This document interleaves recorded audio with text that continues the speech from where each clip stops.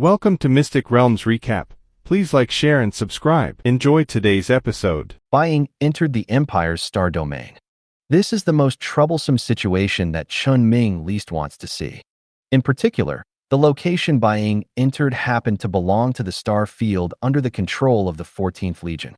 There are many people in this star field that Chen Ming knows and is familiar with. He immediately brought back the Legion commander who was still outside, and without any hesitation, he controlled the spacecraft to make an extreme jump in the direction where Bai disappeared.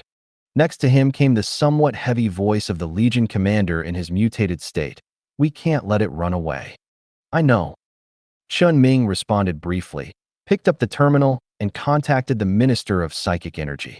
In fact, when the White Shadow attacked and the front line of the 14th Legion lost contact, the news of this should have been spread back to the Empire. However, under normal circumstances, this matter should not be under the control of the Minister of Psionics, but should be left to the people of the Imperial Military Department. But Chen Ming is not familiar with the others, and the White Shadow is definitely not something that any warship or fleet currently owned by the Empire can solve. If you want to solve this thing, it seems that you can only rely on psychers at present. So he decided to contact the Minister of Psychics. The communication was quickly connected, and the voice of the Minister of Psychic Energy rang from the terminal. "Hello?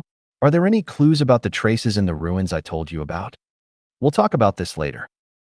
The Minister of Psychics still doesn't know what happened to the 14th Legion, but Chen Ming doesn't dare to talk nonsense at all. He quickly avoided the meaningless topic and told him about the mysterious White Shadow he discovered when he accepted the invitation from the Legion commander to deal with the disappearance of the Yuhui evacuation fleet. It focuses on the origin, combat power, and exaggerated speed of White Shadow. After being destroyed once, Bai and Bai were rebuilt into two smaller Bai spaceships and were flying towards the Empire. And his estimate of the damage that Bai might cause. The Minister of Psychics always paid attention to the words spoken by Chen Ming himself. When Chen Ming was only halfway through his words, he already said, "I know, and I will arrange suitable psychers to stop it as soon as possible. Can you make it in time? I will contact your president. He should be able to help." "Okay." Just when Chen Ming was about to hang up the communication, the Minister of Psychics suddenly said to Chen Ming again, "In fact, this matter is not all bad. It just happened that the matter was not completely over last time. After all, the reputation of our psychers has been affected by the brainwashing of psychers who killed people. As long as things can be done well this time, the attention of the people of the Empire can be diverted from the Zui Jing incident to the current machine race. On things. Let the people of the Empire see with their own eyes the threat posed by the White Shadow and the machine race, which will help us do a lot of things in the future. When there are internal conflicts, transferring the conflicts to the outside is obviously the easiest way to achieve results, especially when external conflicts are real and may threaten the Empire itself. Chen Ming knew this. But we can't let Bai run around. Who said we should let it go? I just said that the impact it brings has these benefits for us. What do you think? Oh, that's okay. Communication ended. The regiment commander, who had regained his human form and had borrowed a new set of clothes from Chen Ming and was putting it on himself, reminded him, "Luo Yi is talking to you about political matters." "I know." Obviously, after a long period of getting along and that previous collaboration, the Empire, or the Grand Consul himself, and Psychic Minister Luo Yi all had some additional thoughts and considerations about Chen Ming. It is very purposeful to say something about politics regarding the matter that Chen Ming mentioned today. The hint is also quite obvious. Chen Ming is not a fool. Of course he can hear it. But I don't like it. The Legion commander opened his mouth to say something, but his voice was erased by the effect of the spacecraft's jump at this moment. The Legion commander did not repeat what he said, because he knew that Chen Ming could clearly see the shape of his mouth. It's useless if you don't like it.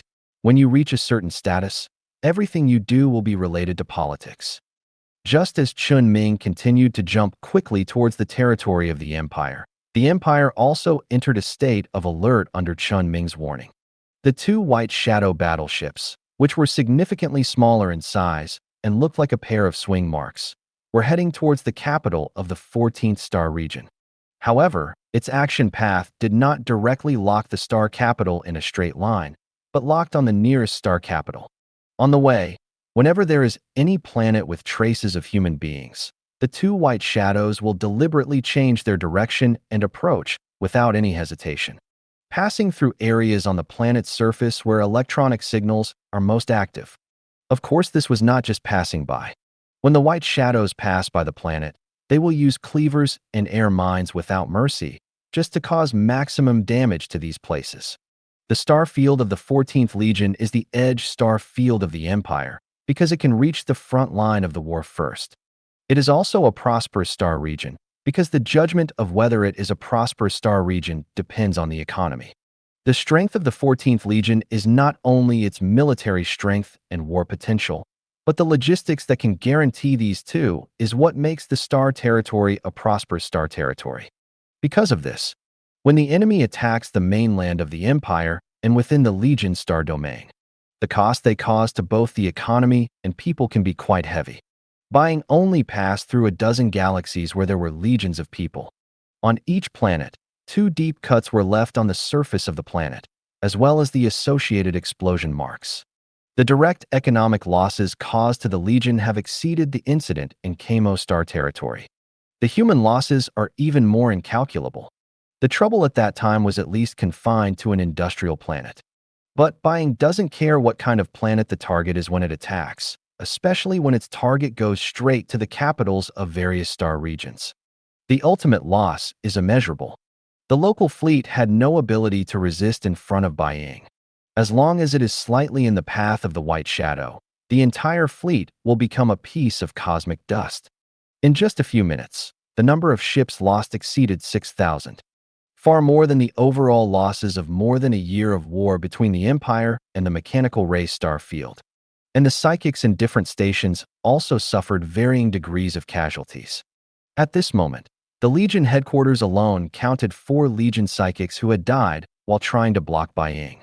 3 4th-level psychers and 1 3rd-level psyker. There was no chance of resistance. 2 level 5 psychics were seriously injured and barely managed to survive. This is also the idea that Buying simply passes through the human planets it encounters on its way and only attacks them for a round, and does not stay in a certain place for a long time to completely destroy human beings. Otherwise, these people's losses will be even more severe. The damage Buying received was close to 0, or in other words, 0. Its combat effectiveness is at least several eras away from the Empire's battleships. No military force can effectively limit and counterattack it. But fortunately, the situation did not continue to be bad. When this pair of white shadows attacked the 19th galaxy it passed through, it was also the 3rd galaxy it had just attacked after the capital of a sector. Their movements suddenly stopped. Although its speed is not slowed down, the distance it travels in space is 0. In the cosmic environment near the 2 white shadows, 2 people wearing protective suits suddenly appeared suspended in the universe. Finally caught up. The president's voice reached another person's ear through the intercom built into the protective suit. Another person sensed the white shadow trapped in the solidified space and asked, "Is this the white shadow that Chen Ming was talking about?" "Don't talk nonsense. Solving it is the most important thing." "I know, but why are there just the 2 of us?" Although he said not to talk nonsense, the president still explained, "Others are still in the process of moving in space. Let's come here to restrict it first." "Got it." As soon as he finished speaking, a wave of psychic energy was released from his body, approaching the 2 white shadows trapped in this extremely tight space. But before the psychic waves even touched that space, the president discovered that the area blocked by his psychic waves suddenly trembled unnaturally. Buying, who was originally trapped in this locked area, was covered by a sudden pink light, disappeared into this space, and appeared behind the 2 of them. Several chopping psychic energy waves struck instantly. The president immediately released a layer of space barrier around his body to block the attack, which seemed to be extremely close to space cutting. But the psyker next to him suddenly moved, and his body moved dozens of centimeters. The next moment, the psyker's body suddenly split into 2 from the left shoulder to the right rib, and the organs instantly sprayed out from the severed gap. The president couldn't help but said, "Is there something wrong with your brain?" But the psyker couldn't hear the president's words. Because the communication receiving function of the protective suit was also damaged in the attack just now. The White Shadow did not continue to attack after escaping from the limitations of space, but fled towards the edge of the galaxy. The president ignored them, because when he locked the space where Bai was, he also used psychic energy to seal off the entire galaxy and temporarily constructed this galaxy into an independent space. Just like when he blocked the entire galaxy infected by Scarlet in order to prevent Scarlet from leaking out. He temporarily removed this space from the normal universe. Although this space area is still in its original position, it can be said that this space has lost contact with the normal universe. He is a true space psyker, so it is not difficult to do this. He temporarily sealed Shiro within this galaxy. It would take Bai at least 10 seconds to reflect the true situation of this space through repeated space jumps. And just then, a Supreme Point ship received special permission from the president and arrived in this temporary independent space. The Legion commander immediately sent the psyker, whose internal organs had scattered several meters away, to the infirmary at the highest point.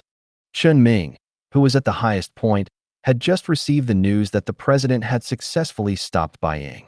He had just driven to the highest point and arrived at this space.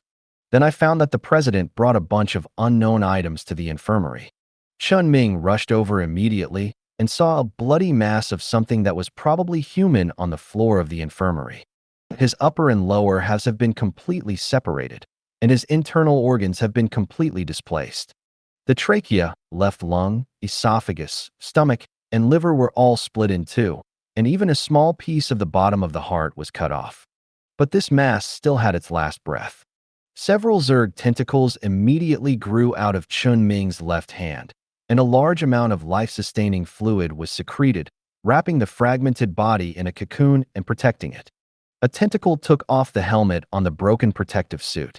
Chen Ming asked with an expression of no surprise, "Hui, didn't you go into hibernation?" Hui, who followed the president to stop Bai and was still barely conscious, spit out blood and said, "How can hibernation be hiding from you and having fun everywhere?"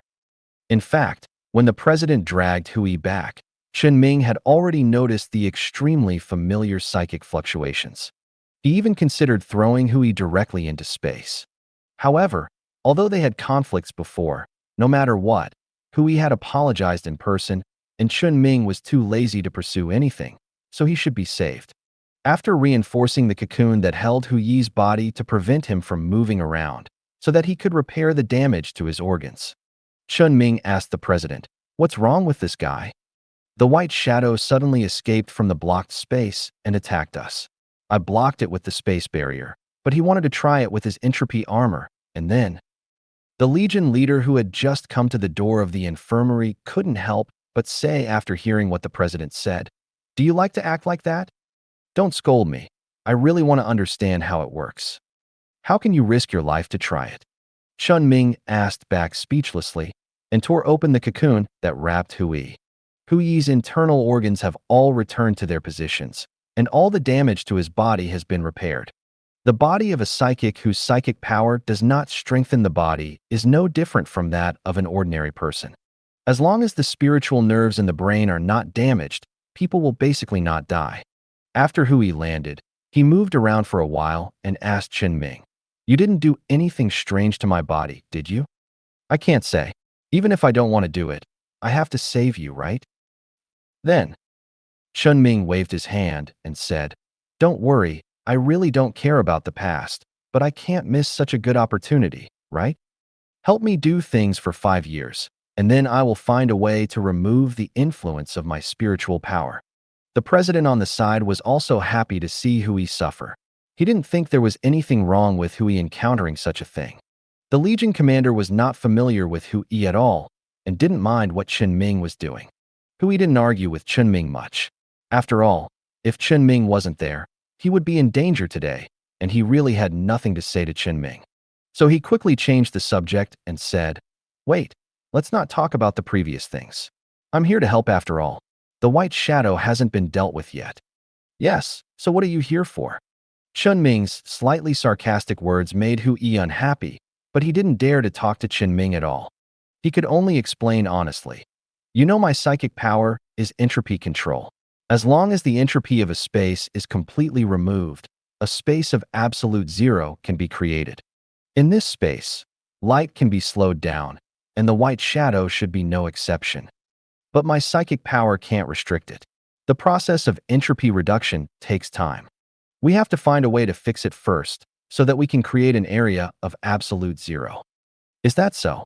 Chen Ming said it in a question sentence, but his actual tone was very normal. After all, he used this trick when he beat the jellyfish Leviathan. He began to have the purgatory core of the shining civilization relic in his hand, which can completely achieve a similar effect. Although there is no way to achieve true absolute zero, after all, the purgatory core is just a device after all, and it has an upper limit on its output power.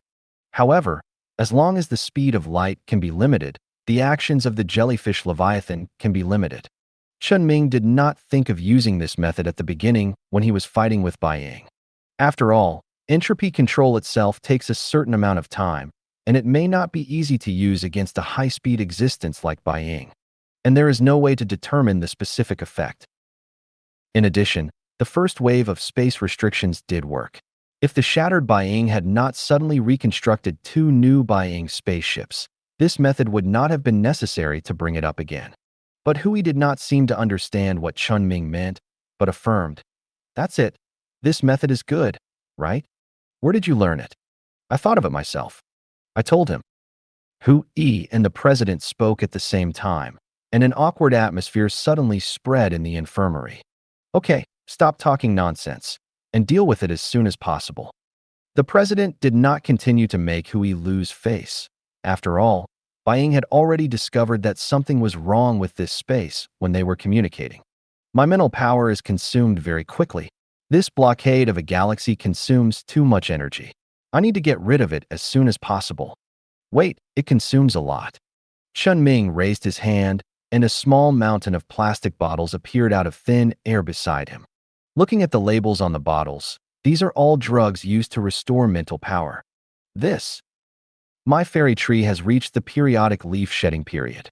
It just so happens that I have built a drug production line at my place during this period. I don't need these medicines. I can recover much faster than taking medicine. President, look. Okay, but you can resist it for a while at best. If you eat too much, you will become resistant. The president picked up a few bottles of medicine and poured it into his mouth. He said to Chen Ming in a slightly vague voice, "You take the lead, and I will cooperate with you."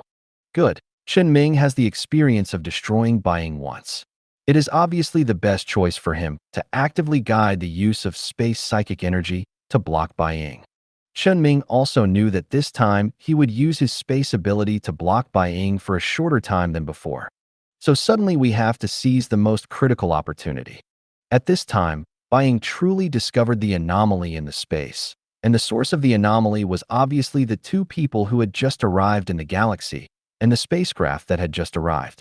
But Bai Ying has set its current target on planets in the galaxy that are completely undefended for it. The purpose of his passing here was to attack the Empire's colonies. Since the way out was blocked, it was a feasible way to complete his purpose first. However, everyone present except Hui was not a fool, and they could all think of the possibility that Bai Ying would ignore them and attack the planet. When Bai Ying moved again, several planets in the galaxy were already protected by space isolation layers.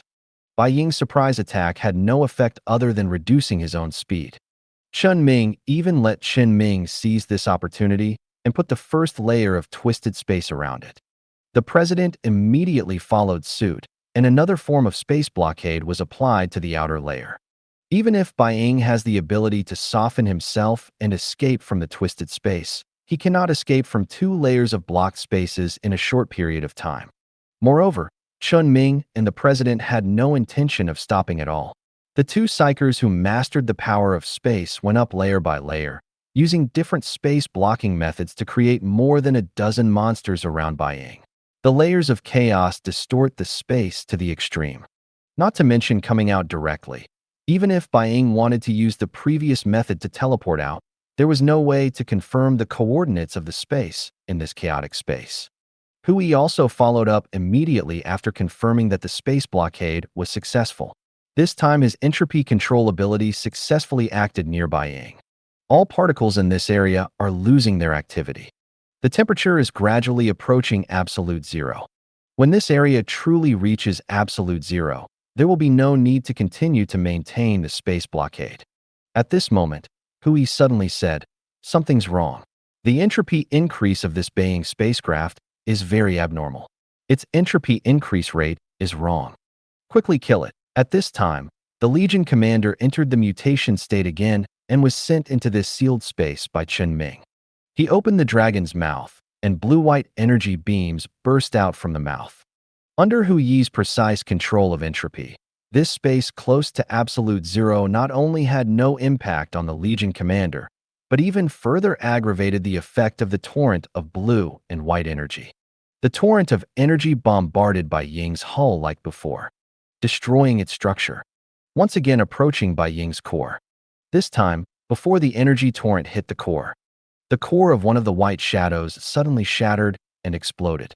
A mechanical, lifeless, but extremely powerful spiritual energy wave swept across the surrounding area. In an instant, the heavy siege set up by Chen Ming and the president was eliminated. The other Beiying, which was not regarded as the first target by the Legion commander, took this opportunity to escape again. With the help of the aftermath of the psychic fluctuations caused by the self-destruction of the White Shadow, it broke out of the blockade set up by the president at the edge of the galaxy and disappeared from everyone's sight. Bai Ying's escape again made everyone a little annoyed and worried. This is just a vanguard sent by the machine tribe to investigate, and it can throw off several of their psychers' joint pursuits several times. If the machine clan really invades the country with an army, then, since Chen Ming had considered this issue before, he once again pulled the Legion commander back without a moment's hesitation and controlled the highest point to jump. Everything else can be discussed later. For now, the priority is to deal with Bai Ying. At the same time, he also asked Hui, "You just said there was something wrong with Bai Ying, right?" Hui answered honestly. No matter what the output power of the spacecraft engine is, there is an upper limit. The efficiency of temperature increase is also upper limit, and the speed of entropy increase is also the same. But something is wrong with Bai Ying. Not only is the efficiency of entropy increase strange, but also the speed of entropic activity is the final temperature. Do you understand? Its entropy growth rate and activity have exceeded the temperature it should show. So what's the reason? Hui looked like you were asking me and said, "How do I know?" Chen Ming nodded slightly, thinking about Hu Yi's words and some details he had observed before. The shriveled organs in his body, the rusted hulls he saw, and the changes in the Legion commander's body. Taken together, these individual anomalies appear to have no direct connection. Chen Ming couldn't figure out what was going on for a while. There is no other way. Let's continue the pursuit. After killing Bai Ying, he can figure out what happened to Bai Ying. The White Shadow was split into two halves from a complete spaceship-sized ship at the beginning. One half self-destructed to remove the space restriction, and the other half continued to move deeper into the Empire. The White Shadow learned that several powerful psychics were tracking it, and the subsequent actions might be more decisive. Its target might be directly the capital of the 14th Legion star field. The 14th Legion has only 3 level 6 psychics. The Legion commander, who should have been on the front line, but is now following Chen Ming. Qiu Bowen, who is organizing the final work of the mechanical race war in the mechanical race star field next to the Garo star field on the other side of the Empire. There is another person who Chen Ming is not familiar with, who is currently guarding the capital. The level 6 psychic should be able to barely stop the White Shadow, but Chen Ming really doesn't know the ability of that psychic. And not all level 6 psychics can withstand the attack of the White Shadow, let alone protect others under the attack of the White Shadow. Hui, who can be considered a level 6 psychic anyway, was almost killed if he was not careful. If that Legion psychic is a little arrogant, something might happen. In order to avoid something that Chen Ming doesn't want to see, he must find a way to stop the fleeing White Shadow in advance. We have to keep chasing. How to chase? Chase by warping. The extreme distance warping plus my psychic repair warping engine can barely keep up with its speed. Hui didn't expect Chen Ming to use this method, which he thought was a bit old-fashioned compared to Chen Ming's previous methods, and asked, "You made such a big move in the entire empire before. Didn't you leave anything?" "I left it, but there are no things in many places where the white shadow passes, and even if there are, it may not be blocked in time." "Then I'll do it." The president on the side just threw away an empty medicine bottle and looked at the pile of full medicine bottles on the ground. He was a little hesitant to speak, but he still took the initiative to stand up. After all, there are only 4 of them here now, and only he and Chen Ming are capable of stopping the white shadow. Although his mental power was consumed a bit seriously as he blocked the galaxy and kept the space in the galaxy stable in a regional manner, but he could still move around. And the space psychic power he mastered was indeed stronger than Chen Ming's overall. Chen Ming's range of using space psychic power was at most around him, or near those things that Chen Ming controlled with basic psychic effects. But his psychic power did not have such restrictions. After all, he was a true space psychic.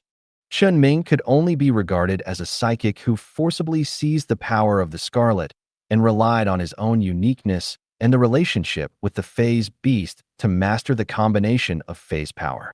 Of course, it can also be said that the focus of his and Chen Ming's 2 space psychics is different. His psychic power is more inclined to overall, complete, and comprehensive space control. And Chen Ming's space psychic power effect comes from the Scarlet power, which is extremely aggressive and can easily tear space. And half of Chen Ming's space psychic power comes from the phase power, which is also extremely exclusive, and it is also very efficient to create a space isolation layer. In these 2 aspects, the president cannot compare with Chen Ming. But Chen Ming is relatively weaker than the president in other aspects. It still takes time to improve the control of the power of space. The current situation obviously does not give Chen Ming time to slowly master it, so he still has to do it. The president has not consumed his mental power to the point where he needs to take medicine to maintain it for many years. Although he was a little tired, this long-lost feeling made his consciousness a little excited. Hui interrupted and asked, "How to chase?" "Did I answer this question when I took you to chase Baiying before?" The president glanced at Chen Ming and said, "Forget it. Let's say it again. First, the mental power extends through the string that constitutes the basis of space, saving mental power to the greatest extent." Hearing this, Chen Ming immediately became energetic. Most of his knowledge of psychic power has always come from himself and the knowledge he gained through the Scarlet power. For him, who had no knowledge of psychic knowledge before, all the knowledge he had realized, tried out, or even forced to him by the Scarlet was valuable. But it is different for him now. He can clearly feel that the knowledge he has learned can be modified at any time according to his own situation, but the psychic knowledge obtained from the Scarlet is one-sided and extremely extreme. Otherwise, the sequelae brought by the strong effect of the Scarlet power would not be so outrageous. So he can't miss the opportunity to learn something new. Although it seems that if Chen Ming takes the initiative to ask, the president will not refuse to teach. But at other times, both Chen Ming and the president are very busy, and there is not much time to work together, so Chen Ming can take this opportunity to learn more about the way to master spatial power. The president was actually operating while explaining verbally, and he kept talking until the end. "Fix the spatial anchor point, and the next thing will be simple." His voice fell. Mental power suddenly rose. The psychic fluctuations were driven by mental power, and along the veins of space, they had already located the white shadow that was madly heading towards the capital of the 14th Legion Star region. The space anchor point that the president mentioned was nailed to the space where the white shadow was at this moment. The white shadow repeated the previous situation. Its speed did not slow down at all, but its position in the universe did not change at all. The space it was in was locked. Chen Ming suddenly felt a spatial pull at this time, and he immediately relaxed. The next moment, he and his highest point were brought to the location of the anchor point by the president's psychic power. Next to the highest point was the white shadow that was temporarily confined in this space. The president did not say much, but blocked the entire galaxy again to prevent the white shadow from escaping again. At this point, his mental power was almost exhausted, and it depended on the performance of others. There were a few more people on Chen Ming's spaceship during this space movement. It seemed that they were all psychics who were asked by the Minister of Psychic Power to be brought by the president. Several people received the death order from the Empire, and there was also Chen Ming's pressure, so there was no nonsense. Just waiting for the order from Chen Ming, the only one who can control this matter now. Chen Ming didn't waste any words. When the president brought him here, he used the space psychic power again to control the locked white shadow, and he alone imitated the previous way to cover the space around the white shadow with various strange and distorted spaces layer by layer. It made it almost impossible to escape from this space under the distortion of the complex space structure. Unless the white shadow can self-destruct again, only a few subsequent psychics, whether it is the Legion leader or others who come later, can follow up, and the threat of the white shadow can be completely resolved here. But Chen Ming didn't let anyone do it directly, because he was thinking about what happened just now. It was the self-destruction of one of the two white shadows split from the white shadow. Chen Ming originally wanted to extract the fragments of the self-destructed white shadow, or finally kill the white shadow completely to obtain the wreckage for research. So he didn't stay at the location where the white shadow self-destructed just now, but just built a ship to capture the wreckage. However, when he was dragged by the president to catch up with the other half of the white shadow, the spaceship he left behind did not find any wreckage at the self-explosion site, and no fragments could be obtained. Just like the induction air mines that the white shadow had previously dropped inside those hostile Imperial spaceships, no traces were left after the explosion. Without the ability to capture the wreckage, Chen Ming's psychic power could not be used, and he could not confirm what the white shadow was. Moreover, when the complete white shadow was shattered at the earliest, its wreckage was also collected to form two smaller white shadows, and there were no wreckage fragments scattered. If the white shadow here also had nothing left in the end, Chen Ming might not get anything after this trip. At most, he could only understand the general ability of the white shadow, but he had no idea what the specific principle of this ability was. The next time he faced the white shadow of the mechanical race, he could only deal with it in this time-consuming and laborious way. Chen Ming glanced at his side. There were a total of 7 psychics present, all of whom were level 6 psychics. But only he and the president can guarantee to limit one white shadow stably. But what if the mechanical family comes with 3 ships? Who will deal with the extra one? What if there are more? If the principle is not figured out, how should we deal with it next time? He must take a little risk and do some tests. Chen Ming's thoughts are more obvious at this time. He can clearly feel that he is only one key clue away from completely figuring out what kind of power this white shadow has. He said, "Let me try first." Chen Ming used psychic power to create several mechanical warships around him, and asked the queen to send several Zerg biological warships from her side. No one had any objection to Chen Ming's behavior, but the president's face has begun to turn pale. Although the president is a level 6 psychic, he has at least the power to destroy a galaxy. But to block the entire galaxy for a long time, or even block 2 galaxies in front and behind, and to ensure the stability of the space in the galaxy, the consumption is still extremely huge. Chen Ming did not dare to delay too long. He quickly took the initiative to let the spaceship enter the area covered by dozens of layers of distorted space. His spaceship was slashed by psychic energy the moment it approached, and both mechanical and biological spaceships were torn into pieces under this slash.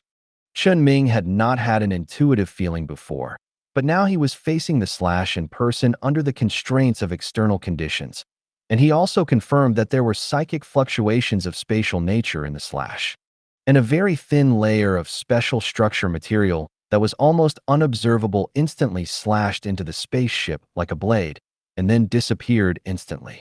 But this is not the point. The point is that Chen Ming found that there was a problem with the stability of the structural particles in the place where the mechanical structure of the spaceship he built was cut. This degree of stability is not the influence of spatial stability, but a kind of other, familiar influence that Chen Ming can't remember the specific name for the time being. It was this influence that made the appearance of the spaceship near the cut structure layer not look like the new spaceship that Chen Ming had just built. The structural particles inside seemed to have received some violent interference and moved very fast. The biological structures of several other cut Zerg warships also had similar situations. The biological structures near these slash marks shattered rapidly in a very short time and drifted away like burned ashes. This situation, combined with the various special phenomena that Chen Ming had observed before, made him subconsciously re-examine the wreckage of the spacecraft he had come into contact with before. The repaired ones were no longer problematic, but he still had a lot of unrepaired spacecraft wreckage. Chen Ming could try to observe the stability of the structural particles of each spacecraft wreckage. Looking at these anomalies of unified form, Chen Ming had a bold guess. He suddenly left the spacecraft alone and appeared at a considerable distance from the spacecraft. In this place, he could clearly sense the relative position and distance between the white shadow and the spacecraft, and he could also confirm the location where the white shadow was blocked through the spacecraft's sensors. After explaining to the few people who were still on the spacecraft that the test was still going on, Chen Ming began to remove the spatial restrictions he imposed on the white shadow layer by layer. At the same time, he used the ship's broadcast to say in the ship, "President, please release the innermost restriction." The president didn't know what Chen Ming was going to do, but out of trust, he still did what Chen Ming said. The moment all the restrictions on Bai Ying were lifted, Bai Ying naturally disappeared from the spot, rushed to the edge of the galaxy, and once again hit the restriction circle set by the president. And Chen Ming was excited at this moment, because he finally found the key to Bai Ying's ability. That is, there was an error in the trace of Bai Ying he had just observed. The position of Bai Ying in his perception was faster than the position where light was transmitted to him at this time. At first glance, there was no problem. The propagation of light takes time, and perception directly acts on Bai Ying. The perceived position will of course be faster than the position seen through light. And because its speed exceeds the speed of light, its position determined by light is also intermittent and not continuous. So it should be normal to have a slight deviation. But the speed of light is fixed, and the time it takes for light to propagate to certain positions should also be fixed. But when Chen Ming was conducting this test, the time it took for the light to reach his position changed, becoming faster and reaching Chen Ming's position earlier than expected. That is to say, the light emitted by Bai Ying exceeded the speed of light. Is this possible? Theoretically, this is of course impossible, but the existence of psychic energy makes it possible. Anything that is directly accelerated, especially this kind of acceleration on an astronomical scale, will cause drastic changes in entropy and temperature, because this level of acceleration will also cause the particles inside the object to be accelerated. But he said that the temperature did not change normally. Only entropy was increasing randomly. This shows that its acceleration is definitely not an ordinary acceleration, but an extremely unique acceleration. Chen Ming has seen the rusted hull on the cut surface, the old and shriveled internal organs inside his body, and the dead skin tissue on the surface of the body of the Legion commander who was cut. After integrating these abnormal situations, Chen Ming can think of only one possibility for Bai Ying's ability. That time is accelerated. All abnormalities are caused by normal things coming into contact with Bai Ying, who has accelerated time. Bai Ying's time-accelerating psychic power can't affect too many things. It can only affect itself and the things it touches. That's why Chen Ming saw such a speed that has surpassed the speed of light, but can still have a physical impact on other things in the universe. As for the placement of the inductive air thunder, it is a simple use of space power. Just like the slash that also has certain spatial properties and physical properties. This is a spaceship that masters the power of time and space. The psychic power it possesses is simple and direct, but the effect is a little special. It actually accelerates its own time, and then relies on its own powerful hardware to achieve the actual effect that is difficult to solve now. Extremely strong survivability, strong maneuverability, and destructive power that is not at the same level as ships of the same level. It has caused a disastrous impact on the Empire. But at least Chen Ming has figured out the principle of Bai Ying's psychic ability. The method of restraint will sooner or later be studied with the efforts of the entire Empire. The remaining Bai Ying who is still running around in this galaxy restricted by the president is no longer a threat. Now, the only thing left to consider is the mechanical race itself. This time, the mechanical race can release Bai Ying as a pioneer for reconnaissance. What kind of monster will they release next time? After Chen Ming finished the test, he focused his mental power on his own spiritual energy fluctuations. He imitated the way the president called his mental power and began to call his own spiritual power. Set up anchor points and block space. Lock the running Bai under his control. You learned it so quickly? Chen Ming heard someone on the spaceship sigh, but he did not respond. He was still trying to get close to Bai. But once he wanted to get close, the slash with space power would directly act on him. Sure enough, he could only kill Bai first, and then consider the matter of control. Chen Ming thought about getting rid of Bai directly by himself, but he suddenly found that he seemed unable to get rid of Bai simply. He had no suitable means to solve it. The most powerful attack method he currently possesses is the attack method achieved by using spatial ability, which is indeed useful in normal times. But it is not so useful when encountering enemies who can resist the power of space distortion or ignore the power of space distortion. But Bai can just ignore the power of space distortion. Unless Chen Ming is willing to be more ruthless and directly tear the space apart. No enemy can currently resist the power of space tearing apart. But the consequences of tearing space are extremely negative and long-term. Even if Chen Ming uses another method to destroy the destroyer, the attack of the destroyer will erase the essence of things. This conflicts with Chen Ming's idea of controlling the remains of Bai. The effects of the powerful attack methods he possesses are a bit too much. It is indeed fine to use it as a lethal weapon, but Chen Ming now needs to find a way to preserve the remains attacked by the weapon, which is not so useful. Forget it, let's just do it. Chen Ming contacted the Supreme Point again and asked other psychics to prepare for action. The trapped Bai had nowhere to escape. For the sake of safety, Chen Ming decided to let the Legion commander enter the blockaded area. After all, the Legion commander had already performed well, and Chen Ming had never seen the abilities of others. If he was killed by Bai in the past, he would have to go to the trouble of saving him. So Chen Ming sent the Legion commander into the space isolated by the distorted space, and lifted the blockade of Bai himself so that the Legion commander's attack could hit. The Legion commander also quickly entered the mutation state, and a blue-white energy beam sprayed out from the mouth of the dragon head, hitting Bai, who could not make any effective maneuvers in the narrow space. The nanorobots on the Bai ship that were frantically repairing the damage under the continuous effect of time acceleration were completely crushed by the energy beam after a short while. The armor structure of Bai began to be damaged, exposing the innermost core structure.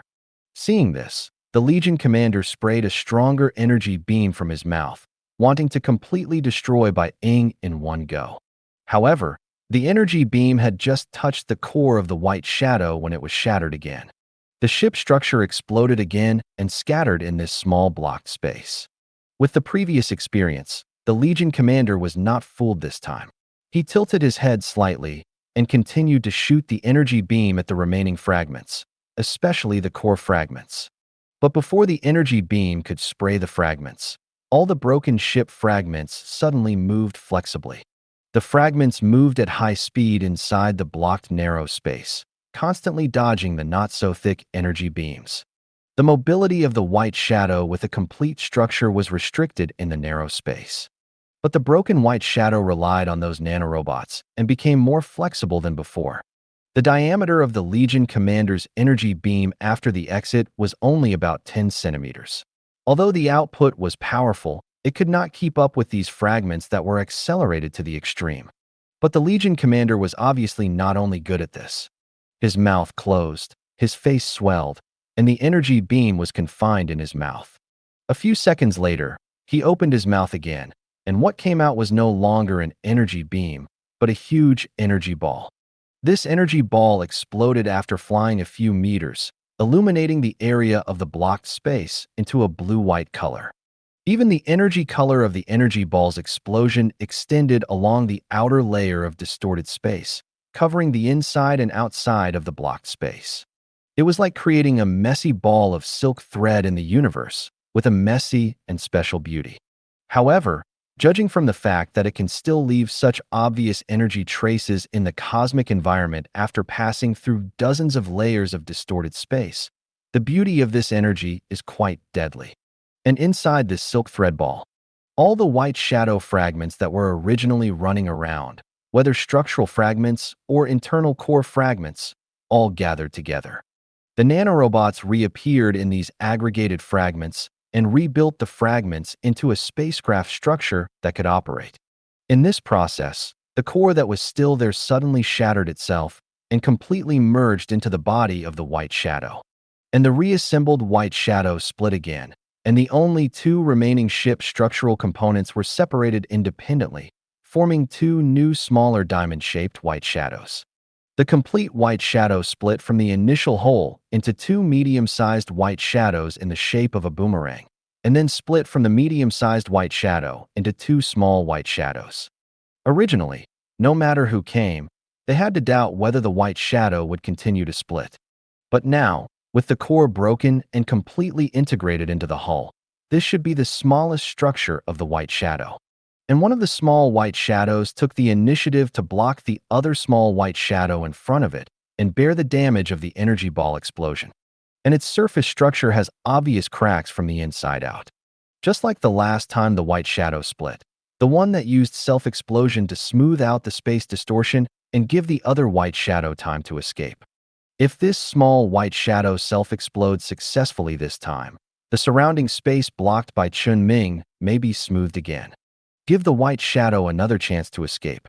And as the size of the white shadow shrinks, its speed may become faster. If it escapes again, the consequences will be disastrous. Of course, this is only the worst-case scenario. In fact, they can no longer have such a speed. When the Legion commander attacked the white shadow, he considered that the white shadow might split again. How could Chen Ming not have considered it?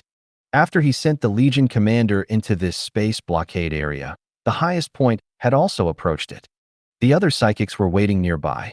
Although it might not be possible to restrict it, it is completely possible to launch an attack at the moment of escape with the level of a 6th-level psychic. Chen Ming would never give the white shadow a chance to escape again. And those psychics were just the final preparation.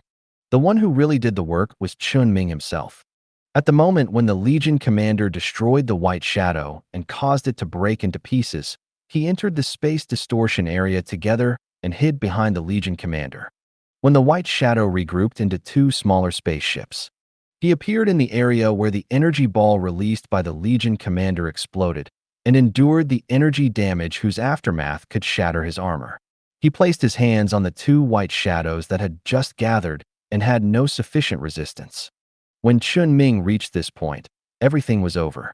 Although Chen Ming's most basic use of spiritual energy has various physical limitations. But when he successfully uses psychic energy, the effect of this psychic energy is absolute. Chen Ming successfully controlled two small beings and finally knew the names of these two small beings. Prototype Hyperbody, front right submachine, and Prototype Hyperbody, rear right submachine. There is no specific model or type of ship, only two names and the word trial model, which makes people look a little panicked. Chen Ming is very aware of the accuracy of his spiritual power in naming certain things. His psychic ability is said to be a trial type, so this is definitely a model of the spacecraft that the mechanical tribe has tried out. This is not good news for the Empire. There is a great possibility that the machine race will throw some extremely troublesome things into the Empire in the future. Chen Ming sighed in his heart. I put this matter in my heart for the time being and will think about the future events later. He removed the blockade of this space and also signaled to the Legion commander to let the energy fluctuations covering this space gradually subside. The president also put his isolated galaxy back into the normal universe. Chen Ming restrained himself in place, returned to the highest point, came to the people who were waiting for the results, and said, "The matter has been resolved. Today's matter ends here. I will go back to see Minister Luo later. Are you going? Can I ask the president to send you back?" The few psychics who came from behind suddenly looked at each other. Of course, they wanted to find out what happened today when they were called here with almost no idea except that there was a troublesome enemy in the Empire. Except that Hui raised his hand slightly to indicate that he did not want to follow Chen Ming. Hui's actions were ignored by Chen Ming and the president. Everyone else planned to go to the Minister of Psychics with Chen Ming. The Supreme Point waited in place for a while until the president's mental strength recovered. Under the influence of the president's psychic power, he headed to the capital of the empire. The reason why Chen Ming was not brought there is because Chen Ming's spiritual energy needs to move through the Scarlet Dimension. People who need to enter the Scarlet seal their consciousness, and then Chen Ming protects the past. None of the summoned psychers present were old enough to trust Chen Ming, so they left it to the president to take them away. There is no difference, just a delay of 10 minutes. The group of people arrived at the Imperial Psychic Department successfully. The Minister of Psychics also received the news in advance, quickly prepared a conference room, and arranged it for everyone, except for most people.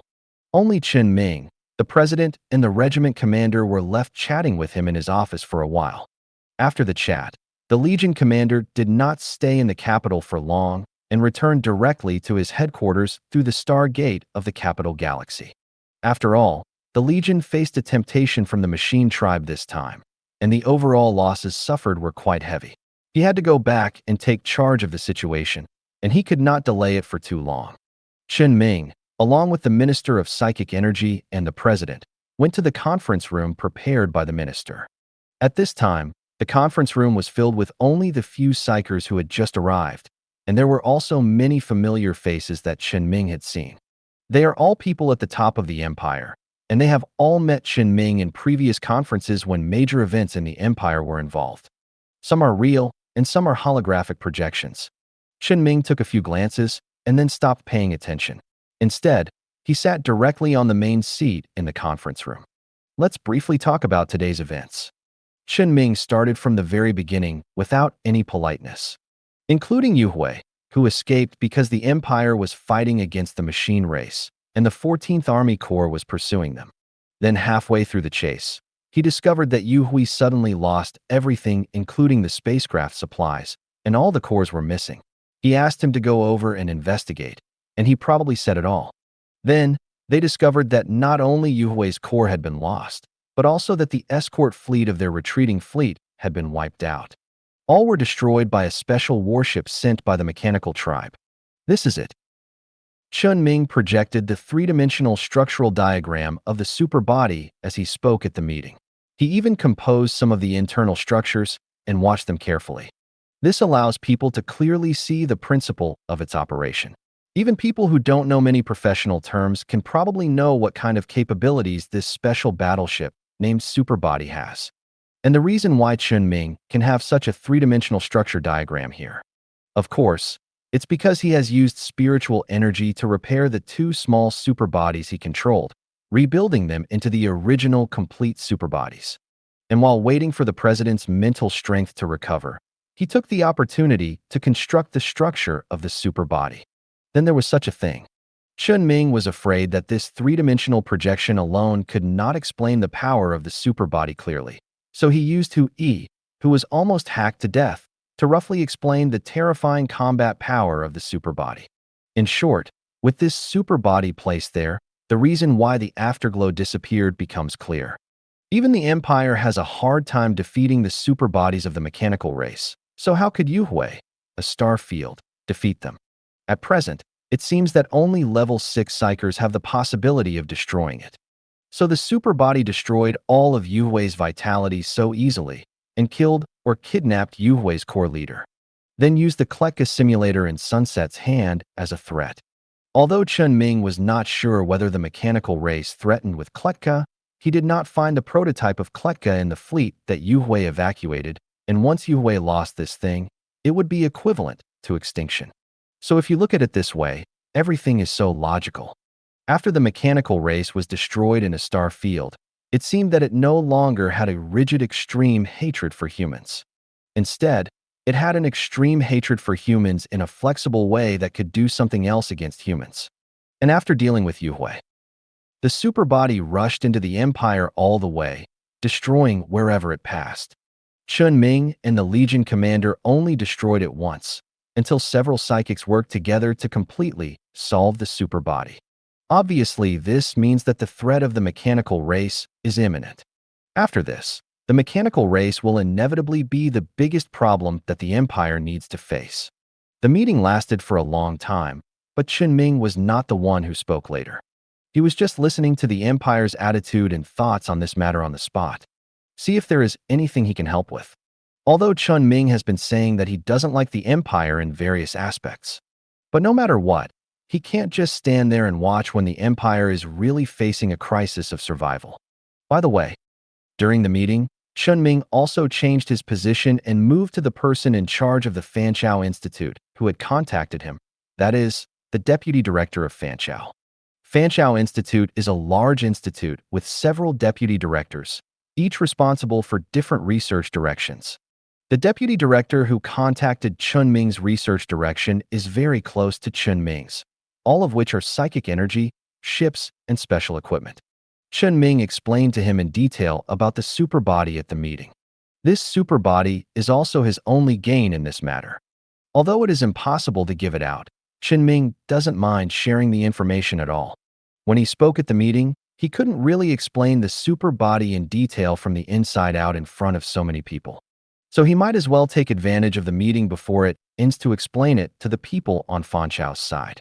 In general, a special spacecraft like the superbody is indeed a powerful spacecraft. However, it is not the ship itself that is powerful.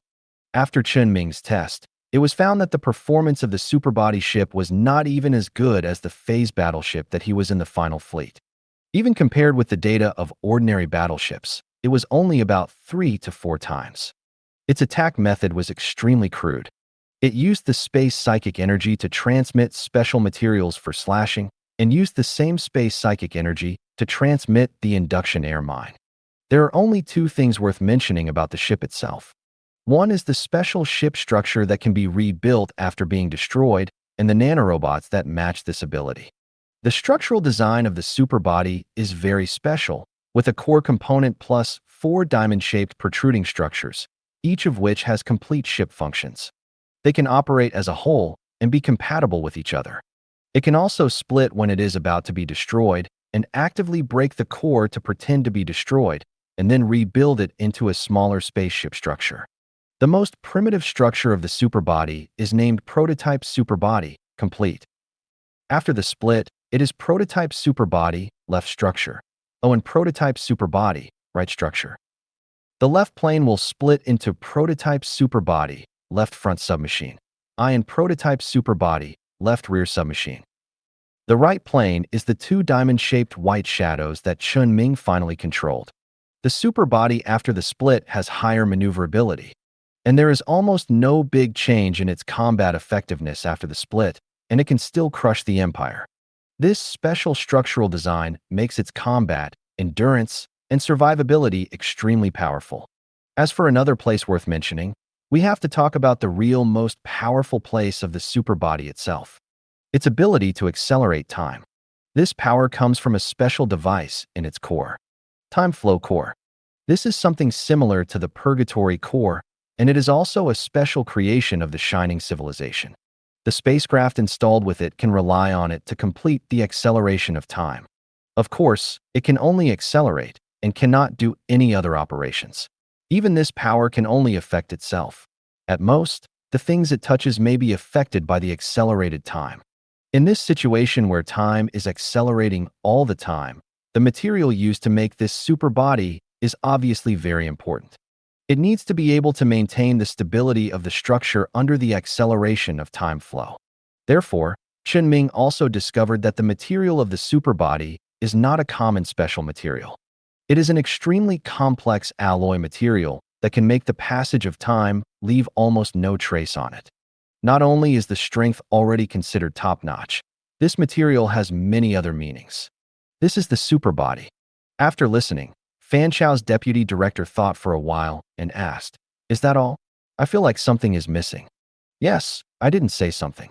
Chen Ming did not directly bring out the most critical thing. That is something that exists in the superbody, which may be the most precious thing compared to the void battery. It doesn't have any complicated names and functions.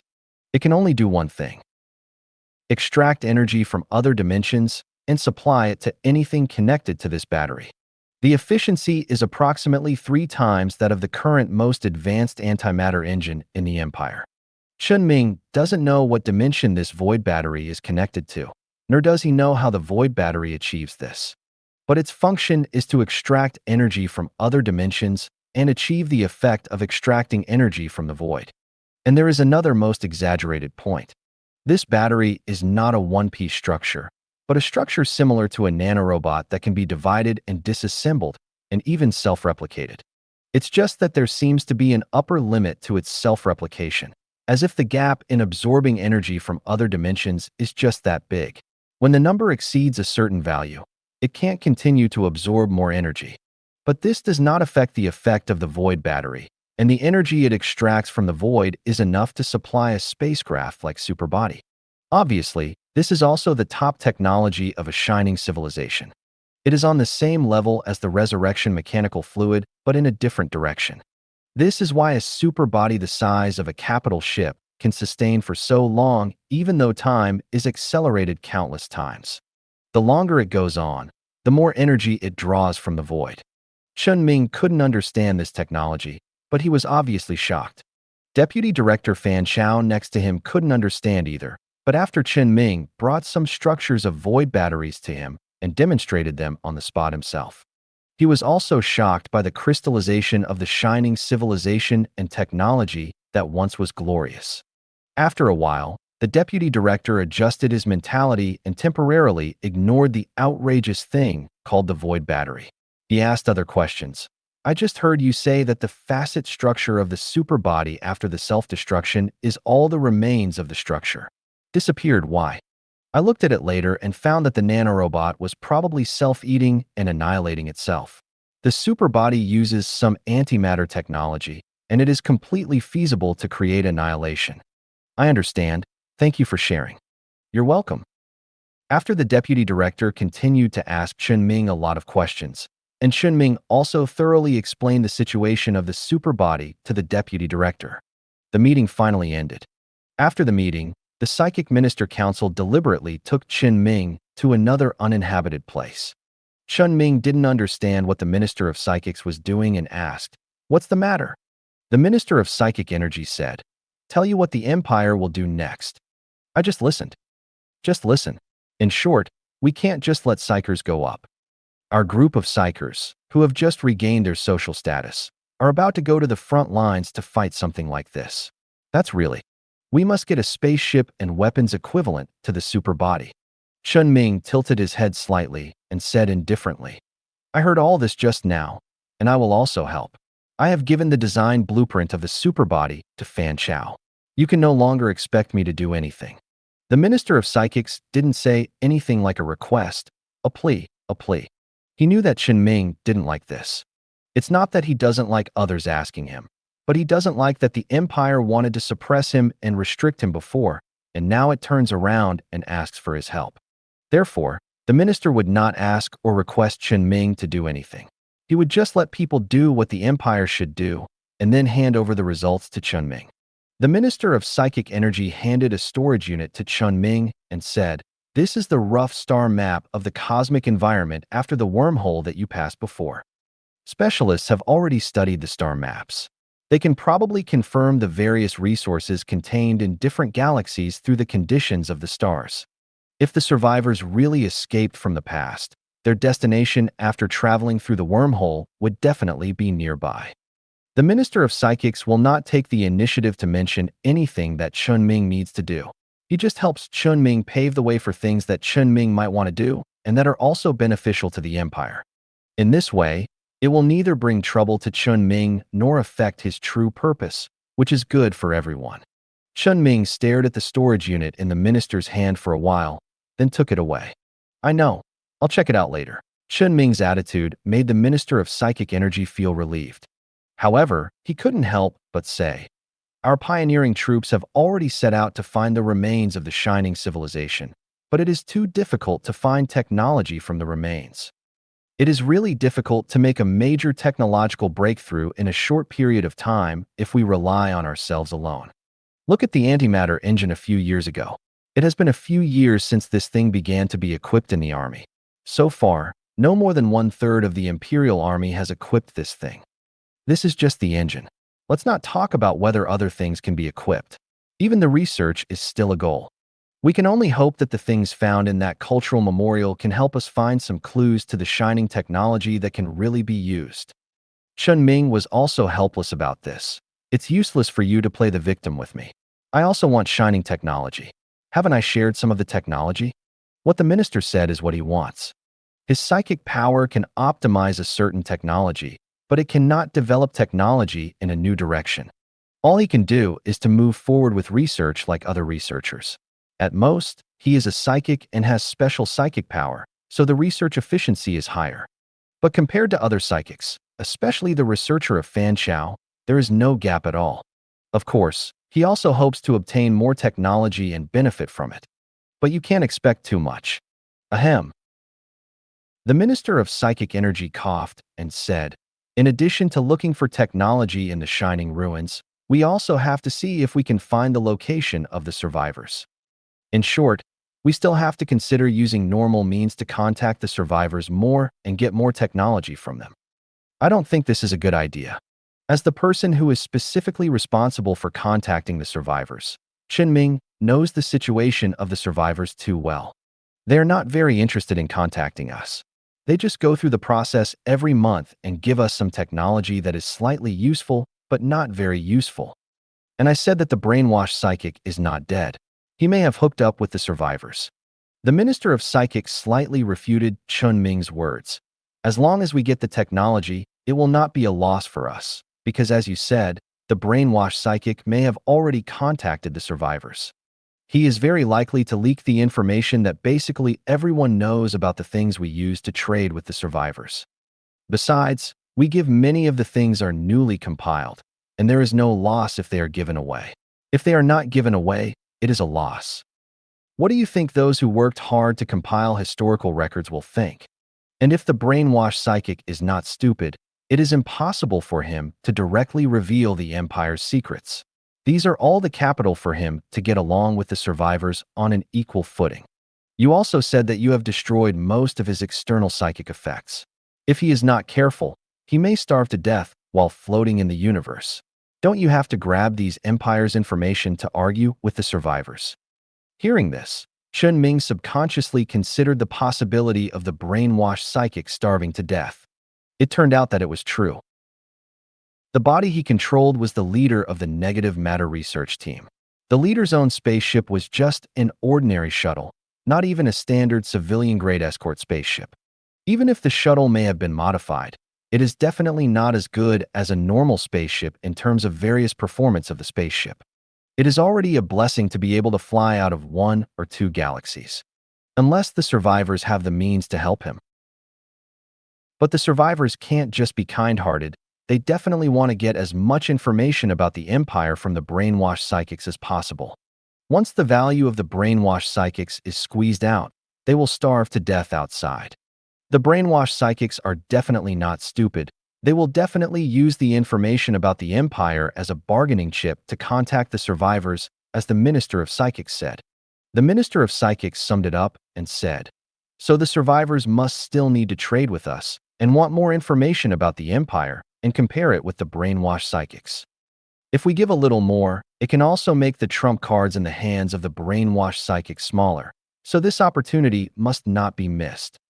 And the most important thing is, the important thing about communicating with the survivors is attitude, but the important thing about contacting with the survivors is efficiency. It's not like the two things can't be done at the same time, right? Seeing that the Minister of Psychics has already made it sound so refreshing to prepare for robbery under the surface of doing business. Chen Ming would naturally not refuse to do so, but he still had some concerns. That's true, but I wonder if the survivors also have superbody technology. The Minister of Psionics asked back, can the superbody beat the nightmare of the plane? It should be able to beat it. The speed of the superbody is too fast, enough to slowly grind the nightmare of the plane to death. Then if the survivors really have this technology, they will definitely grind the nightmare of the plane to death first, so that they can return to our side, right? Chen Ming nodded and said, yes, but it's hard to say whether they will have anything else. The Minister of Psionics spread his hands, indicating that he had no way to deal with this situation. He really felt that sometimes Chen Ming really liked to think about all kinds of bad consequences. If he really wanted to confirm whether the survivors had powerful military means similar to superbodies, He could only go and see it himself and try it. Before trying it personally, no one knew what kind of trump cards the survivors had. Anyway, if you can beat them, just rob them. If you can't beat them, then try to improve the technology from other aspects first, and then rob them. No matter how strong the power of the survivors is, it can't be much stronger than the nightmare of the plane. This can be indirectly proved by the fact that they have been staying in the world behind the wormhole and have not come back. Comparing the mechanical race and the nightmare of the plane who are eyeing the Empire, it is obvious that everyone has a tone in their minds about what to do right. After talking about technical issues with the Minister of Psionics, Chen Ming did not stay in the Empire any longer and turned back to his own territory. Back to the giant dock above the orbit of Gaia in the Origin Galaxy, his spaceship that was still under construction naturally did not change at all. After all, he had only been out for a day. Then Chen Ming stuffed the super body into the dock. He left a detailed instruction document to the director of the Legion Psionics Research Institute and the director of the next ship who were busy here. Then he broke free from the two directors who wanted to hold him in the dock to explain what this super body was about. He didn't stay in the giant dock for long and found a shuttle to drive out. The giant dock was left with a lot of questions. He would certainly do the super body when he came back. But his main battleship has entered the final stage, and it would have a significant impact on the overall design of the spacecraft if he wanted to put some things in it. So Chen Ming didn't plan to apply the super body technology to his main battleship. But there are still many technologies worth studying on the super body, which may come in handy in the future. And the super body itself has its special value. Before that, Chen Ming planned to go to the satellite in the orbit of Gaia in the Origin Galaxy, which he hadn't seen for a while. This satellite has always been in the charge of Tianzhan. In the past 6 months, he almost devoted himself to the design of the spacecraft, so that the spacecraft can leave the port in a few months. During the spaceship design period, he only occasionally looked at the documents to pay attention to the general progress of the planet. He basically did not go to the actual situation. Finally, the spaceship design was nearing completion and he had time again. As a result, he was just about to go to see how Tianzhan had done in the past 6 months, and he happened to encounter the disappearance of Yu Hui. So he had to turn around and deal with Yu Hui's affairs. Although Yu Hui could not be found, he did have time. And he also estimated that Yu Hui would never be found in this lifetime. Because the disappearance of Yu Hui's core did not happen just now. Although Chen Ming handled it very efficiently, he figured out how Yu Hui disappeared in one day and solved the super body that caused Yu Hui's disappearance. But the super body had actually killed Yu Hui's escort fleet a long time ago and forced Yu Hui to dismantle the core and load it onto the ship for evacuation. Although the super body went in the direction of the Empire after solving the Yu Hui battleship, but it did not move until Chen Ming and the Legion commander went to the field and found the remnants of Yu Hui's fleet. Such a long time is enough for Yu Hui to completely disappear in this universe. God knows what the mechanical race will do with it after taking it away. Moreover, both the Legion commander and Chen Ming sent fleets to search in the direction of the Yu Hui core after the crisis of the super body was resolved. As a result, Chen Ming did not intend to continue to care about this matter and returned here. Now that he has finished the urgent things, of course he has to check the situation of the satellite. Chen Ming had an idea and drove the shuttle from the giant dock to the other side of the orbit of Gaia. The satellite of Gaia cannot be seen from the normal universe, but you can see a large space station floating in the orbit of Gaia, orbiting the transparent satellite. The scale of this space station is larger than that of the Pirate space station, and its structure is also very special. There is a section in the center of the space station that divides it into two. One side of the section is a normal space station, and the other side is transparent. The transparent side also exists in the phase space like the satellite. When Chen Ming first built this space station, it was mainly used for Tianzhan and his team. It was equipped with fixed-phase equipment to send half of the space station into the phase space, so that people can enter and exit the phase space at any time and work on the satellites in the phase space. It was the same design idea as the space station that Chen Ming built near the wormhole, half of which was located in the Origin Galaxy and half in the Gaia Galaxy. He personally built this structure, So he was not surprised at all and landed at the port of the space station. Chen Ming entered the interior of the space station and looked around after landing. The port was barely crowded. At least compared to any other space station on Chen Ming's territory, this place can be considered lively. Go through the port and walk into the space station. You can see the city in the center of this space station and the residents living in this city. From the slightly low and sparse buildings on the edge to the high-rise buildings in the core area, and then to the shuttles scattered across the sky in the city, all show that the city is full of vitality. It can be said that the structure of the entire space station is almost exactly the same as that of the pirate space station. Just like what you see outside, the other half of the space station exists in the phase space. The reason why there is such a strange design, rather than the obvious structural differences and partitions in two different space areas like the wormhole space station, is relatively simple. That is, Chen Ming only built a framework for the construction of the entire space station and gave a general direction for the internal structure. It was the Empire that really built the environment inside the space station. The secondary purpose of building this space station is to provide a place for people from the Empire to settle down. For those volunteers who voluntarily go to the phase space to settle down. A long time ago, when Chen Ming just discovered the connection between the phase space and the Scarlet Dimension, the Empire had already proposed this idea and started testing. Test whether humans can settle in the phase space for a long time. This space station was built with this purpose in mind.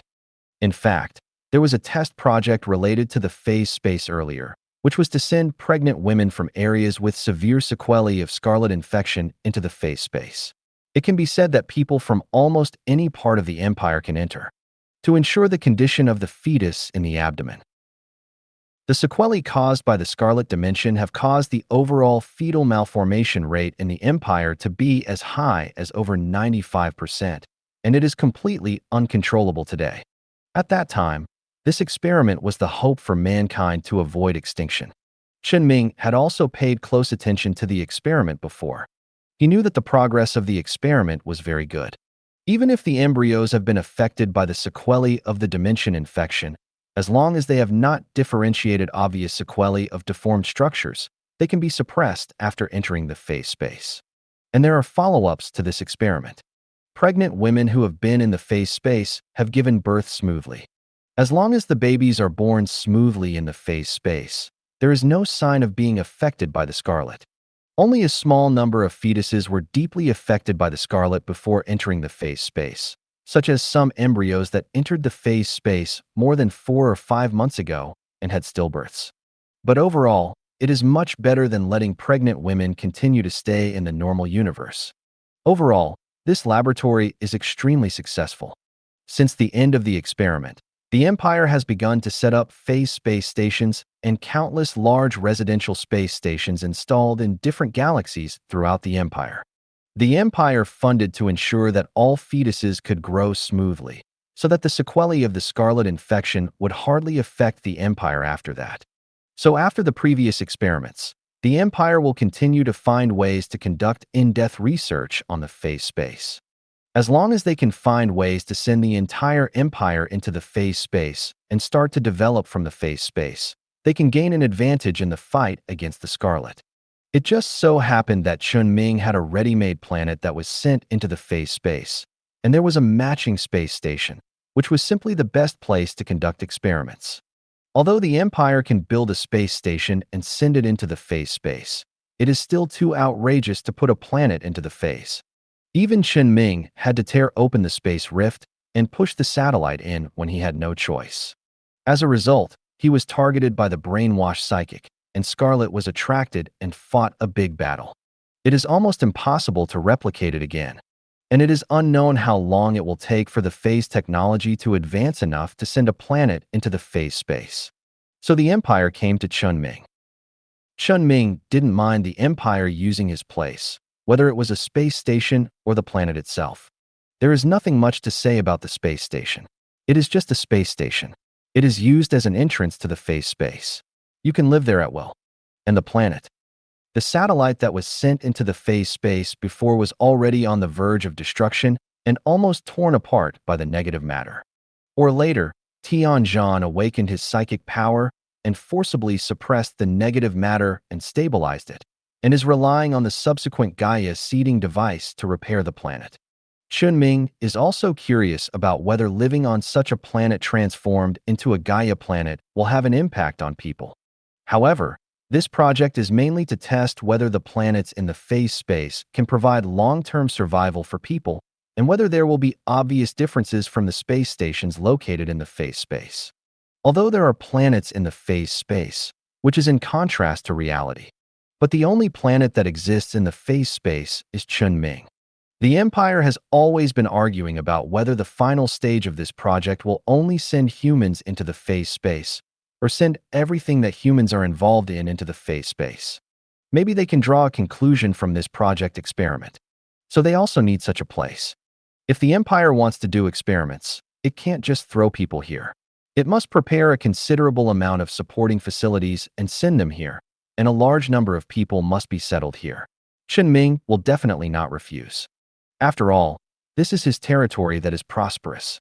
So the people living on this space station are probably the researchers from the Empire, as well as the relatives and friends of some researchers. Chen Ming did not restrict or close the external traffic of the space station, and even took the initiative to open several flights to the Origin Galaxy and the Gaia Galaxy. Strive to make personnel flow. Only in this way, more and more people will stay here completely in the future. This is the future. Chen Ming did not stay long after entering the city. After taking a general look at the lives of the residents here, he quickly passed through the wall that could send people into the phase space and ran to the other side of the space station city. He boarded the shuttle from the port on the other side and left the space station.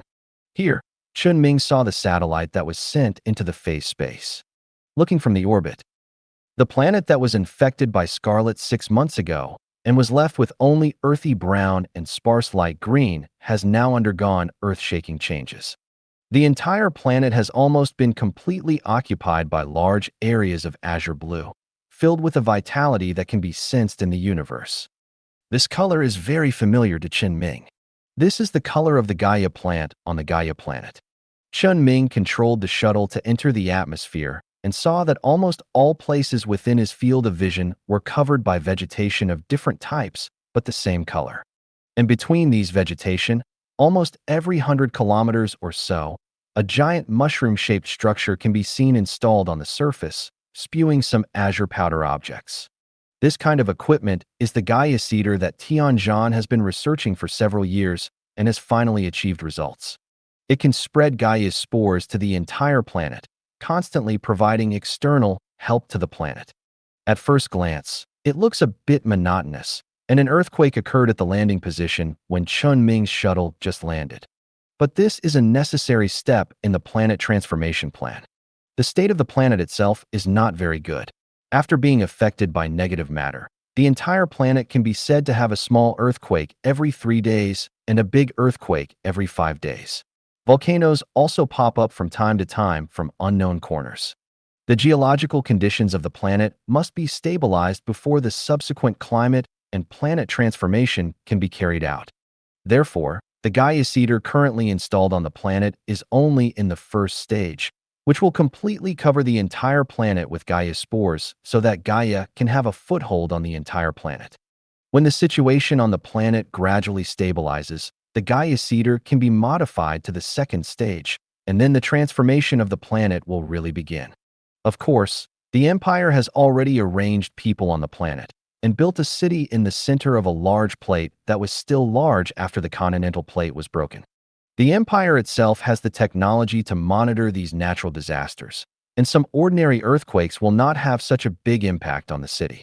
And the existence of the Gaia seeder also means that these problems will not be a problem in the future. Chen Ming simply wandered around the planet. It was confirmed that the consciousness of the Gaia planet had appeared on this planet, and it was possible to start adjusting the planet's climate and environment to create an environment that is most suitable for human survival. And there are also a large number of Gaia plants that have gone deep into the ground and started to repair the plates deep in the strata. Even the negative matter on the planet has completely stabilized. It can give people a softer spiritual auxiliary effect. The existence of negative matter itself can bring people spiritual calmness, But when there is no stable negative matter that brings people spiritual calmness, it will also give people spiritual pressure. After Tianjin's psychic stability and Gaia's influence, this kind of calm feeling of negative matter no longer brings people extra spiritual pressure as before. This planet, which was infiltrated by negative matter and now sown with Gaia, gave Chen Ming a more comfortable feeling than Gaia. After understanding the general situation, Chen Ming did not bother Tianjin on purpose. He left here soon. He returned to his office. After dealing with the documents that had accumulated in the past 2 days, he left the office again. He was going to deal with the matter that the Minister of Psychic had told him before, which involved the ruins of the Cultural Memorial Hall and the star map projection in it. After leaving the office, Chen Ming once again went to the giant dock where the superbody was parked. When he came back, the 2 directors were still in the main control room here, directing their subordinates to do the preliminary work of studying the captured spacecraft. This time, Chen Ming did not think of not disturbing them and ran directly into the main control room and asked the 2 directors, "How is it?" The ship director's attention was originally on the superbody outside. When he heard Chen Ming's voice, he immediately turned his head and said impatiently, "You are finally here. If you don't come, we will go to find you." The technical level of this ship is not several generations behind ours. It is completely possible to make it. It happens that the people in the main battleship project team can be divided out, but it is better to recruit more people. After saying that, he asked carefully, "You don't have the idea of putting the technology on this superbody on the main battleship?" "No." "That's good." Although the technology of the superbody is not much different, it is impossible to analyze, disassemble, learn, experiment, and apply the technology from the spacecraft without a few years. 2 years ago, the director of the Ship Institute wanted to do a big project and then retire, and waited for Chen Ming to finish this project. If Chen Ming changed his mind in the middle of the project, he might have to stay for 2 more years.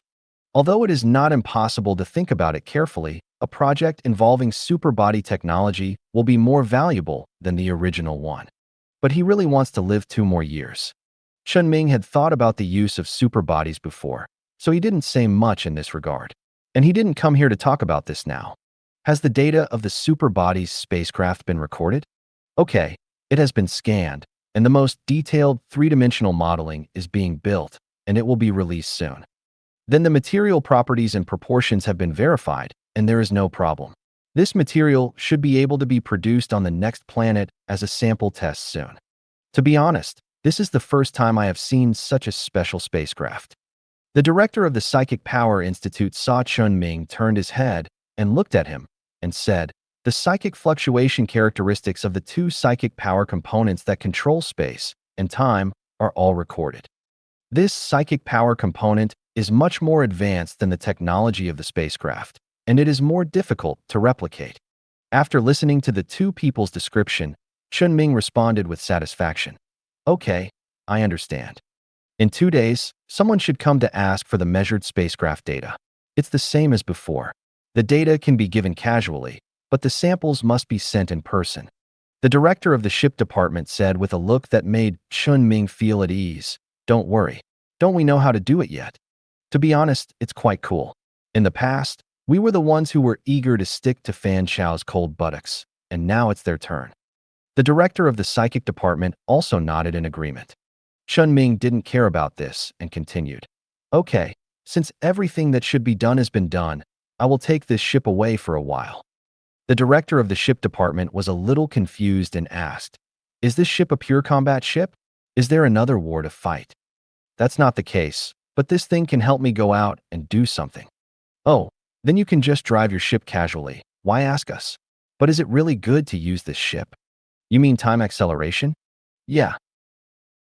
For ordinary people, it is indeed equivalent to shortening their lifespans by using a spaceship, but it doesn't matter to me.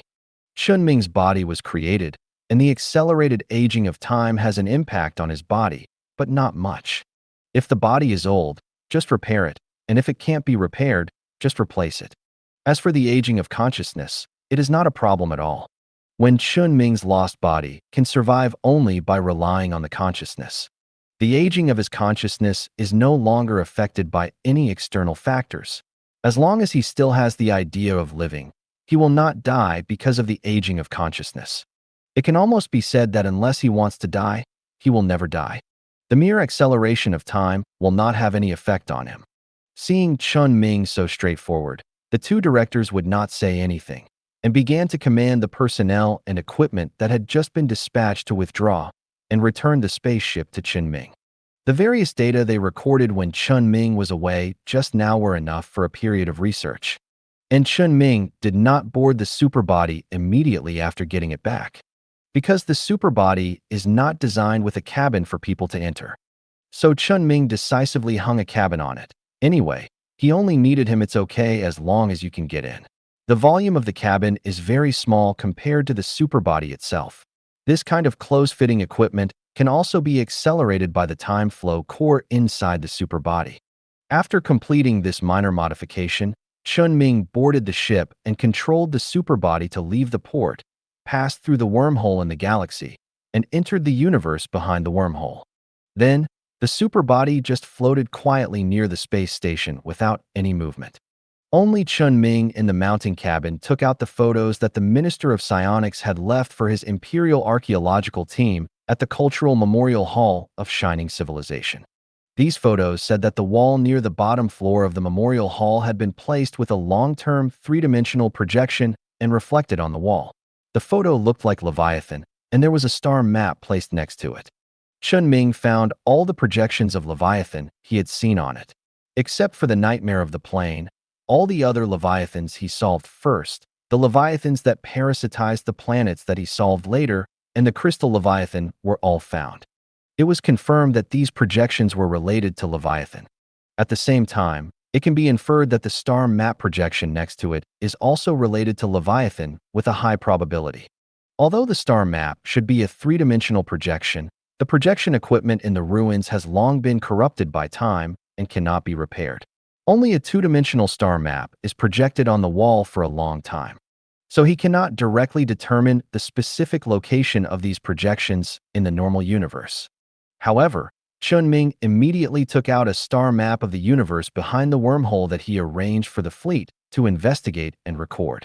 This star map was relatively monotonous and empty before, because he only let his fleet conduct a very superficial investigation of most of the surrounding galaxies. His fleet is mainly expanding the capacity of the star map and investigating more information as superficially as possible. However, now, some galaxies on this star map have been added with some additional unconfirmed galaxy data. The Minister of Psychic Energy took the initiative to help Chen Ming get it before. According to the star situation of the galaxy, the arrangement of the galaxy planets and the distance from the stars, some information can be determined by this means of observation. Just waiting for Chen Ming to confirm it on the spot. The Minister of Psychic Power obviously suspected that Leviathan was related to the survivors, so he eagerly helped Chen Ming do this. However, Chen Ming did not know whether the survivors were really controlling these Leviathans nearby. He only knew that there were definitely many people left in the Shining Civilization after they just passed through the wormhole, and they still had the energy to develop these Leviathan creatures. The residents of the Shining Civilization who stayed in front of the wormhole were the same. They also had the resources and ability to study some very important and very powerful technologies, and the resurrection mechanical fluid he obtained was a representative example. Regardless of whether there was a connection between the star map and the survivors, he should have a great possibility to get some valuable technology based on this star map. With Chen Ming's current exploration of the surrounding star fields, it is not difficult to compare the angles of the star map and the projection. However, this star map only records the projections of the galaxies where Leviathans exist, and the star map does not mark the types of Leviathans in each galaxy. So Chen Ming can only use the galaxies where he knows that Leviathans are located as a basis to compare the two-dimensional projections one by one to confirm the angle of the star map in the real universe. At first, Chen Ming was misled. He thought that the galaxy where he solved the Star Eater was a galaxy on this two-dimensional star map. However, he soon realized that the Star Eater in the galaxy where he solved the Star Eater appeared there 5 years ago and reproduced from other places. and the age of this star map is more than 5 years. Soon after eliminating the interference of the Star Eater galaxy, Chen Ming found the star field of the normal universe corresponding to this two-dimensional star map. By the way, Chen Ming also identified all the galaxies with Leviathan through the star map. Although due to the angle of the shadow projected on the wall, some galaxies with Leviathan were blocked by other information. But it was not a big problem. When taking pictures, the archaeological team had already confirmed the total number of Leviathan projections, that is, the total number of Leviathans. See if the final data can match, and you will know whether there are Leviathans in those blocked galaxies. It was only when Chen Ming verified all the data and confirmed that each galaxy corresponded to Leviathan. He found that there was an extra galaxy on the star map. This is not because one more galaxy was added when calculating the overlapping galaxy projections. After comparing the data on the two-dimensional projection with the three-dimensional space, Chen Ming can be sure that a certain galaxy has been added. The amount of information on the star map is one more than the number of Leviathan projections. This is interesting. Chen Ming does not know which galaxy is extra, but he can verify it one by one. He drove the superbody with this idea. After confirming the information at hand, Chen Ming did not continue to wait in place and immediately activated the superbody's time flow core, allowing the entire superbody to enter a time acceleration posture. He could feel that his consciousness had a slight sense of separation as time accelerated. This is because his main consciousness in the superbody also accelerated his thinking when time accelerated, resulting in a sense of separation caused by the difference in thinking speed with the secondary consciousness in other places. Now the time flow core has just been activated. If time accelerates faster in the future, this feeling will be more obvious. But it's not a big problem, just resist it. Ordinary psychics might suffer from schizophrenia in a mode of thinking that is fast on one side and slow on the other. But for Chen Ming, he can completely withstand this kind of mental pressure. He has endured more serious and painful mental pressure than this. It is just schizophrenia, a small problem. And the accelerated thinking brought by time acceleration has another benefit. This allows him to think about more things in a longer time than in the normal universe. Some projects that originally required time to study can produce results in a very short time in the normal universe environment. Although his mental power recovery efficiency did not change much when time was accelerated, because his mental power recovery efficiency mainly depends on the hive thinking of the plug-in, the Zerg and mechanical races were not accelerated. But Chen Ming's own mental power recovery speed alone is enough to keep him conscious and keep doing things in such an environment. Wait a minute. Chen Ming, who was thinking about how time acceleration could help him patrol the possible galaxies of Leviathan more quickly and speed up the research process of the Thought Acceleration Project, suddenly thought of it. There seemed to be a special psychic researcher at Fan Chao's place, who seemed to have the ability to research a project that would take a long time to research in a very short time. Would he also have psychic powers with similar effects? The more Chen Ming thought about it, the more he felt that this was possible. But even if there was, it had nothing to do with Chen Ming. Anyway, he already had a super body, so he didn't need to think about what others might have on hand. However, this time acceleration ability could obviously be further developed, and maybe some interesting effects could be developed. As for now, let the super body do what it should do. The time flow core continued to accelerate.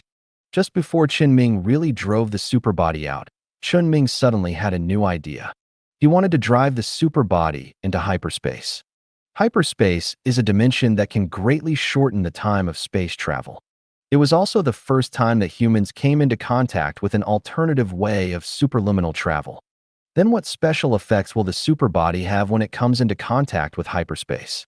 With this idea in mind, Chen Ming was about to start the super body's hyperspace channel engine, but found that the super body did not have this device at all. There are many ships with hyperspace channel engines in normal times, so he subconsciously means that the super body should have such equipment, so that he ignored the fact that the super body actually does not have a hyperspace channel engine. Although this is very strange, it seems to make sense. After all, when the super body attacked the Empire before, it did not choose to enter the hyperspace, but only traveled at super high speed in the normal universe. Although the super body does not need a hyperspace channel at its speed, why not go faster? There must be a reason for this. Chen Ming felt that he might be a little disappointed next, but he still chose to use psychic energy to transform the super body and hang an additional hyperspace channel engine. The super body is not any conventional type of warship, and it is more appropriate to regard it as some kind of mechanical combat weapon, especially the combat mode of splitting into two smaller ships when it is destroyed, which is more like some automatic weapons rather than pure spaceships. However, it can be installed with a battleship-level hyperspace channel engine, which is not a big deal. Install. Start. The super body entered the hyperspace. 10 seconds later, Chen Ming controlled the super body to come out again. Because he found that after the super body entered the hyperspace, the most critical time acceleration effect of the super body was invalidated. Hyperspace limits the speed of the spacecraft. Spacecraft that exceed a certain speed will be limited to this speed. And the time in this speed unit refers to the time of the hyperspace, not the time of the spacecraft itself. Even if the spacecraft is accelerated by time, the time of the hyperspace is not accelerated relative to the hyperspace, resulting in the speed of the superbody being limited to a speed that most small and medium-sized spacecraft can reach. Although its speed is still very fast compared to spacecraft of the same level and size, this speed is really nothing compared to the speed of the normal universe. Now Chen Ming knows why the superbody is not equipped with a hyperspace channel engine. I thought it was a step forward, but one of the data has a dead upper limit, so that the other data cannot be used even if it is larger. But fortunately, there is such a restriction. Otherwise, if it can still travel at the speed of light in hyperspace, then the speed is really impossible to catch up with by any means. The damage and losses it can cause in the Empire will be even greater. There is no way. The tricky method Chen Ming thought of cannot be used, and he still has to take the right path. Chen Ming removed the hyperspace channel engine that had just been installed, took another look at the star map, and planned a route to run through every galaxy where Leviathan was located. At the beginning, Chen Ming actually did not plan to go to Leviathan to see if Leviathan really existed. Because if Leviathan is not solved, there is a high probability that there will be no substantial benefits in going to those places, and it is even possible that the survivors will find out that he already knows the location of all Leviathans. The survivors monitor the surrounding star fields very closely, and the survivors obviously noticed every time he fought with Leviathan before. This time, his running to every galaxy where Leviathan exists will obviously be noticed in the same way. If the extra galaxy is really the galaxy where the survivors are, then they may find Chen Ming's purpose and hide in advance. But if the survivors are really in this place, isn't this good news? Since it can't be changed, then make a quick decision. The time flow of the superbody has accelerated to the extreme. Chen Ming feels that the speed of everything around him is slowing down, and his sense of consciousness is becoming more and more severe. But it is still within the acceptable range. The tail of the superbody then spurts out pink tail flames, which is the color of the energy extracted from the void battery when it is used. Chen Ming disappeared in the Gaia galaxy in a way he had never experienced before. He arrived at the first galaxy in his plan at an unprecedented speed. After quickly scanning a circle and finding the trace of Leviathan, Chen Ming continued to control the superbody to the next galaxy. When Chen Ming arrived at the 32nd star system, he finally did not find any traces of Leviathan, but found a space station with an extremely dark appearance in the star system, and found the remains of a city on the surface of the planet below the space station. There was nothing else. The superbody quickly approached the new things that Chen Ming finally found, and the space station might have what he needed. However, just as Chen Ming approached, the space station disappeared like dust. The dark space station that Chen Ming had just discovered was disappearing in front of him. Of course, he couldn't just stand there and watch. The speed of the superbody played an extremely critical role at this time. It allowed Chen Ming to rush to the vicinity of the space station immediately.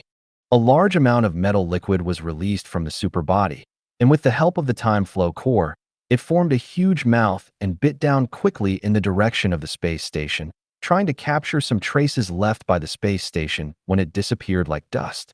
However, at the moment when the metal liquid bit the dusty space station, The dust scattered by the space station suddenly disappeared without leaving any trace of existence.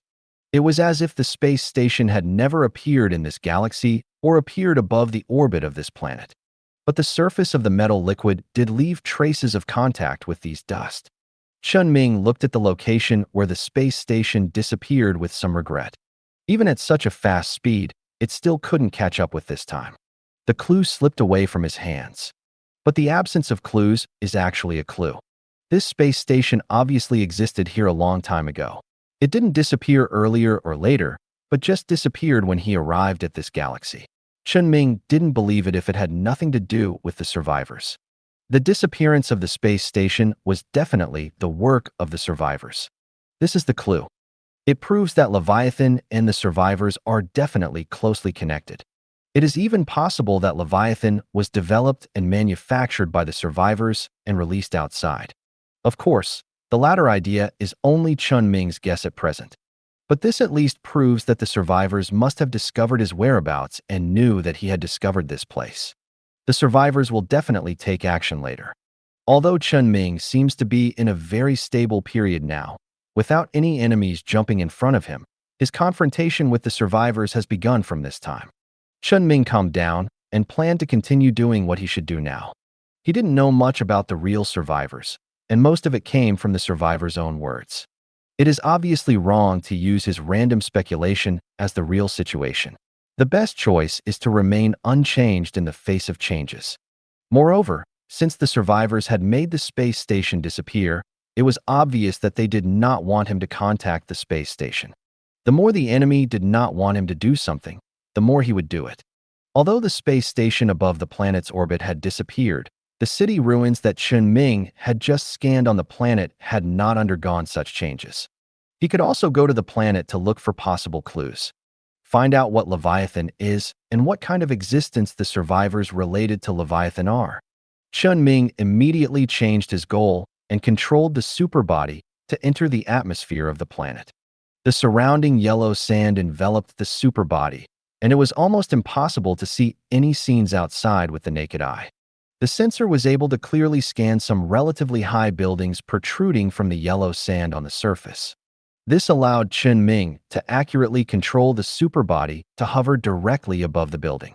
Then, he wore biological armor, left the cabin directly, and landed rapidly towards the surface.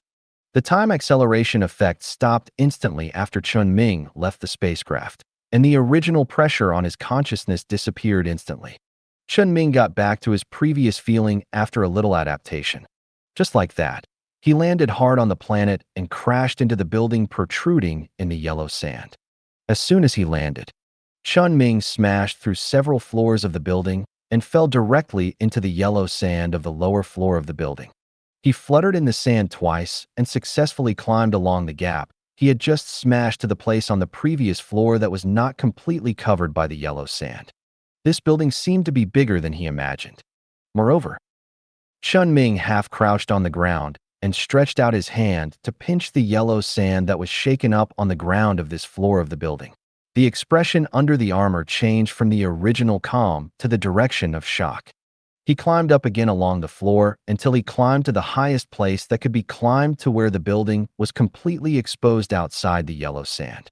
Standing next to the wall that was now completely hollowed out, and only the frame that barely supported the building structure was left. Chen Ming looked up outside the building. The yellow sand all over the sky made his expression a little difficult to suppress. This is really.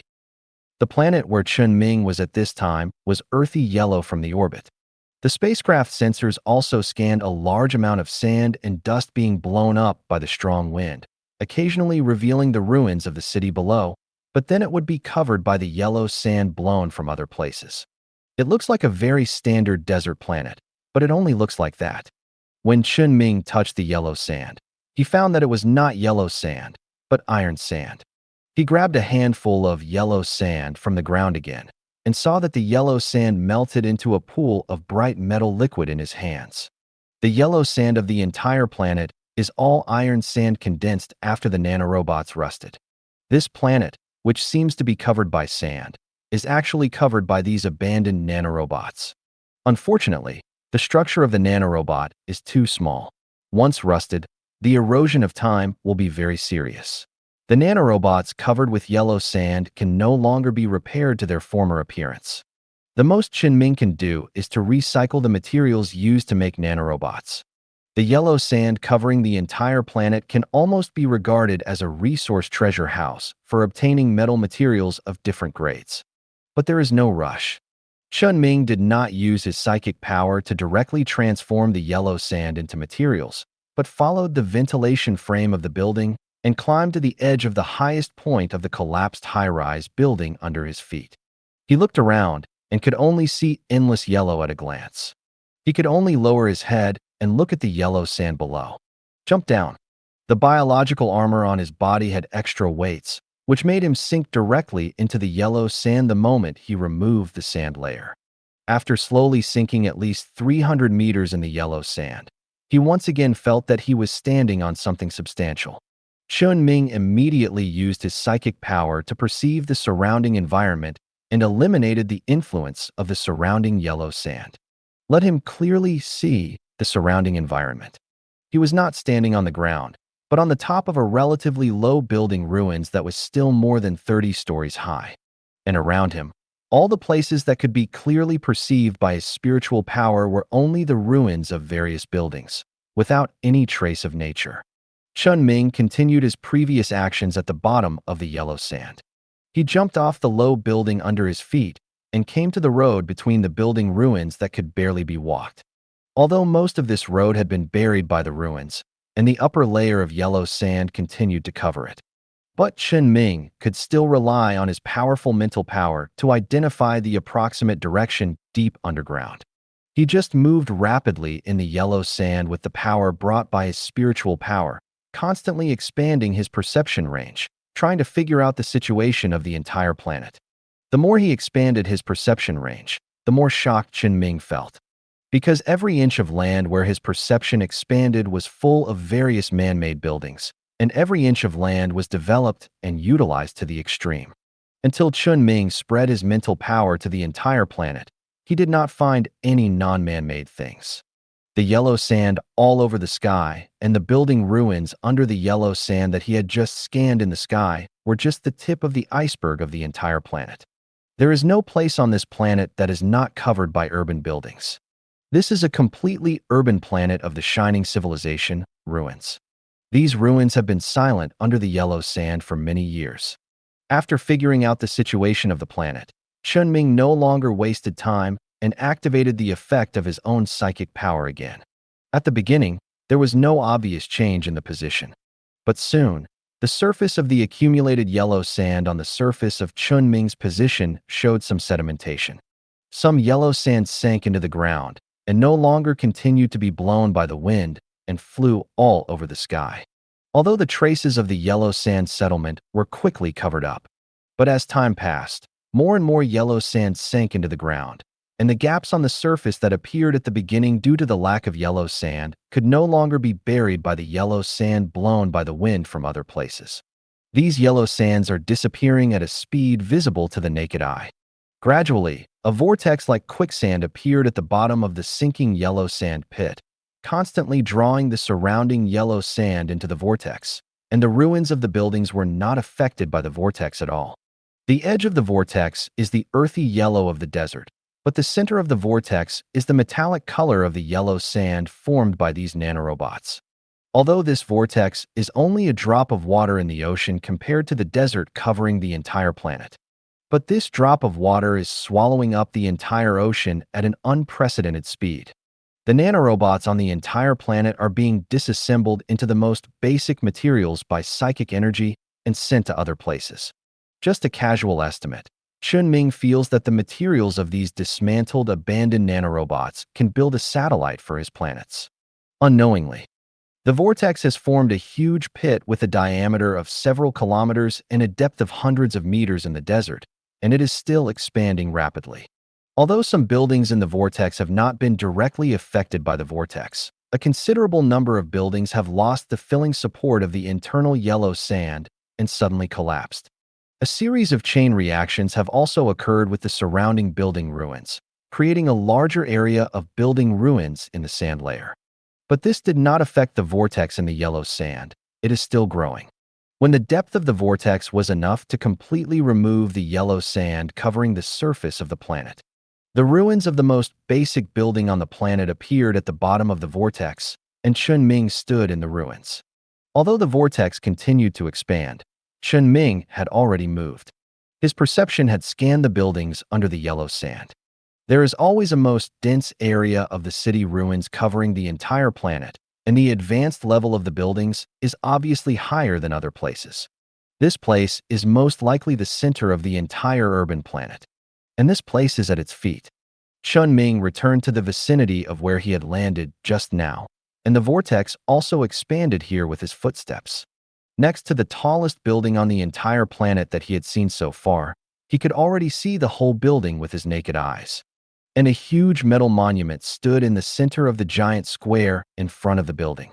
Chen Ming was not in a hurry to enter the building that he had stabilized with metal liquid. Instead, he entered the square first and approached the metal monument.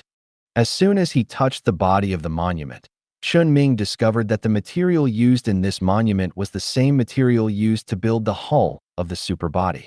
Such materials are extremely resistant to the effects of the passage of time and are strong enough to resist all kinds of external wind and rain erosion.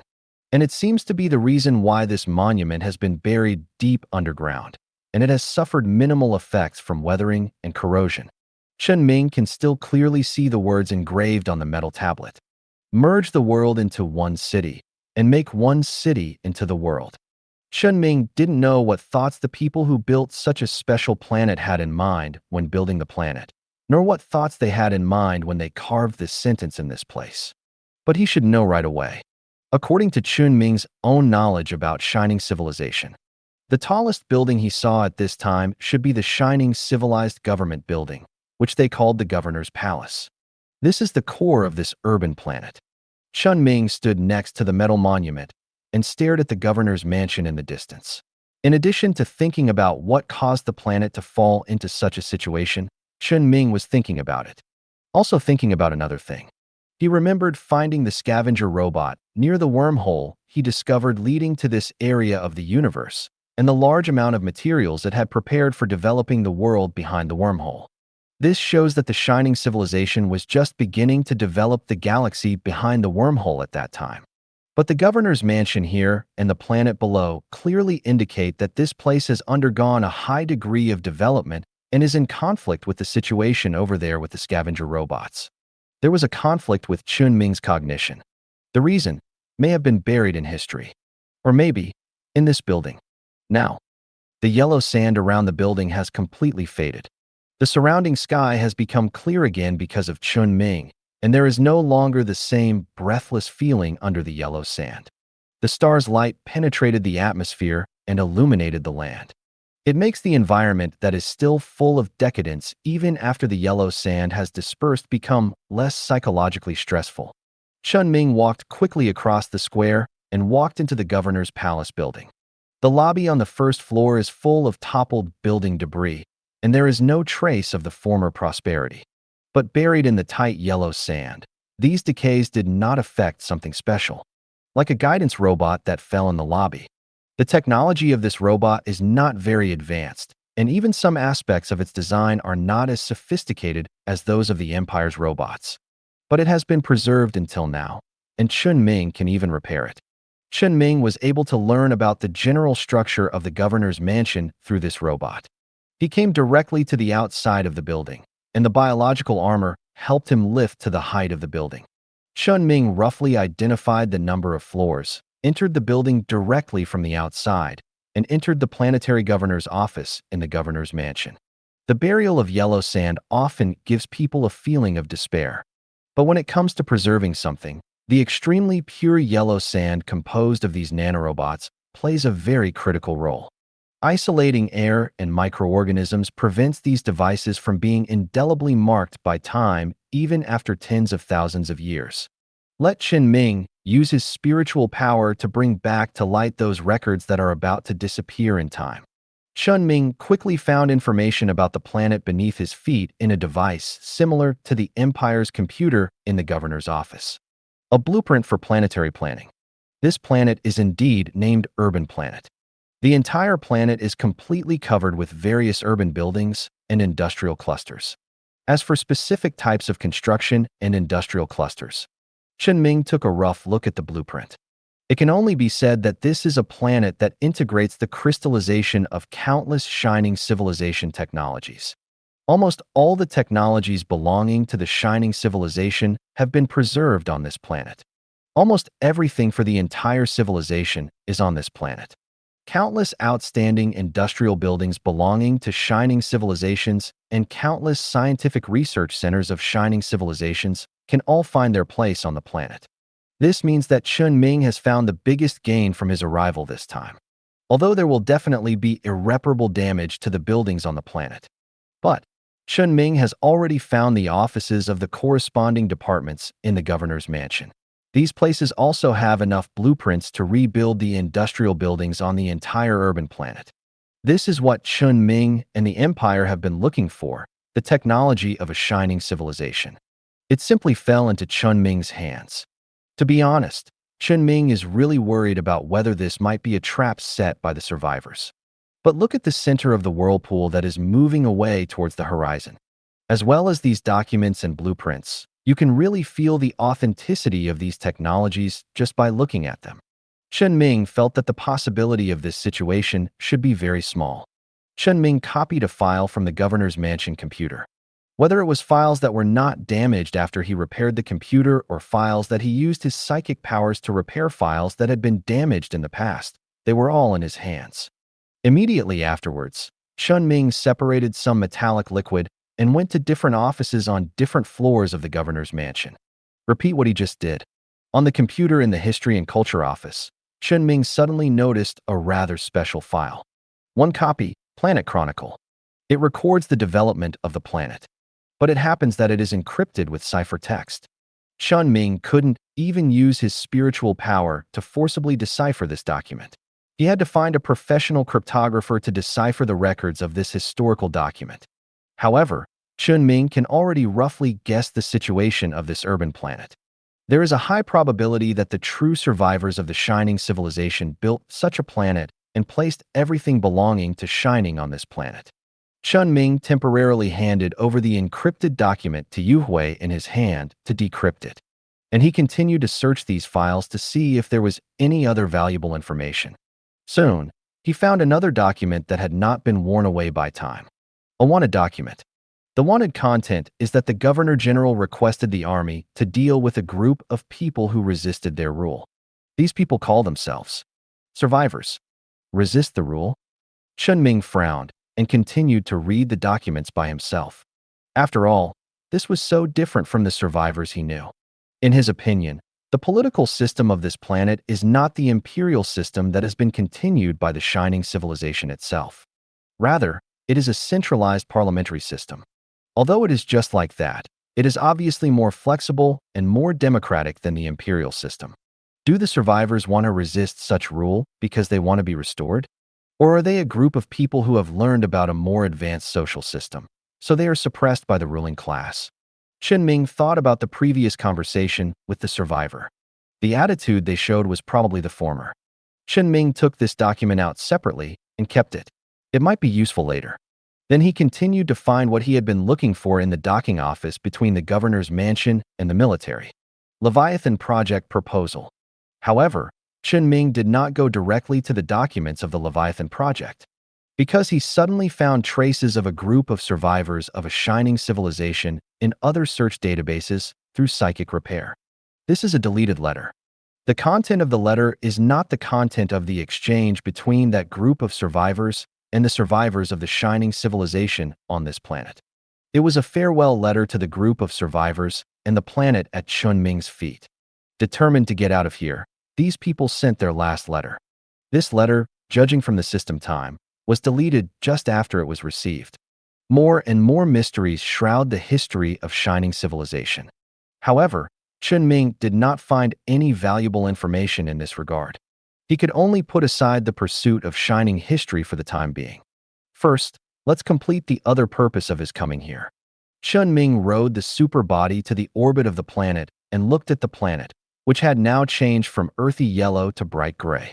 There were only a few places where the yellow areas were gradually being erased. This entire urbanized and mechanized planet has a very high value. No matter how I express myself, I don't want to give up any part of it. Just.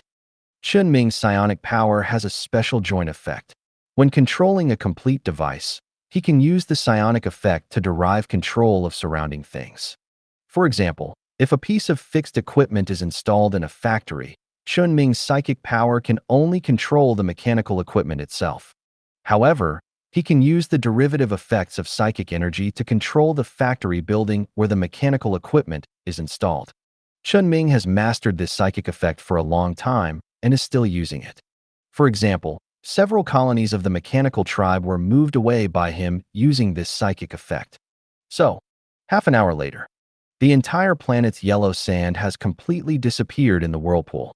A wave of metal rolled through the wreckage. The moment when this metal wave completely covered the planet, the entire planet disappeared into the galaxy, the remnant space station. In the pitch-black environment, only a hand with a shining metallic luster could barely be seen clearly. The voice of the survivor, named Nano, who was responsible for communicating with Chen Ming before, sounded in the darkness. That urban planet has disappeared. After he finished speaking, the voices of other survivors immediately sounded in the darkness. Where have you gone? The galaxy with the wormhole. The survivors fell into a long silence after receiving this result. Maybe it's because of pity, maybe because of worry, maybe because of fear. After a period of silence, Nano spoke up again. That supership is the result of a project that could not be completed before. Now it has been completed and has fallen into Chen Ming's hands. Without this technology, it is impossible for humans to overcome the technical problems at the core of time flow. It's a machine race.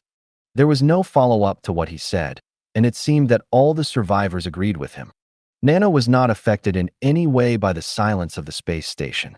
He continued to talk about his thoughts. The emergence of the superbody shows that the machine race has discovered the human empire. The purpose of the superbody coming here this time must be to conduct preliminary reconnaissance of the human empire, confirm human capabilities, and may also have testing purposes. The machine race will attack the human empire soon. At that time, Chen Ming, as a member of the empire, cannot sit idly by and ignore it. That will be a perfect opportunity for us to attack his galaxy. Different opinions of other survivors came from the darkness. Why should we take the initiative to attack Chen Ming? Because this way we can recapture the wormhole in advance and return to our world. The survivor who asked the question did not agree with Nano's concept and said, "There is no need for us to have a direct conflict with the threat of Chen Ming at this time. That time is approaching. We just need to wait for the queen to come again. Before that, all we have to do is hide ourselves and cut off all clues related to us. We have already done it." Nano took the initiative to back down and said, "As early as when Ideal City fell, we had completely cleared all the evidence related to us in the database. The above technology. Unless Chen Ming has the ability to go back in time, it is impossible for him to find the information that has been erased. The most he can do is doubt us." But Nano changed the subject and said, "For him, suspicion is enough. As long as he has doubts about us, he will treat us as his prey, just like those leviathans." There was another survivor's voice on the space station. "I doubt that clues will appear out of thin air for him to find us." Nami retorted, "He has already found us, but we left quickly enough. Who would have thought he would have a supership?"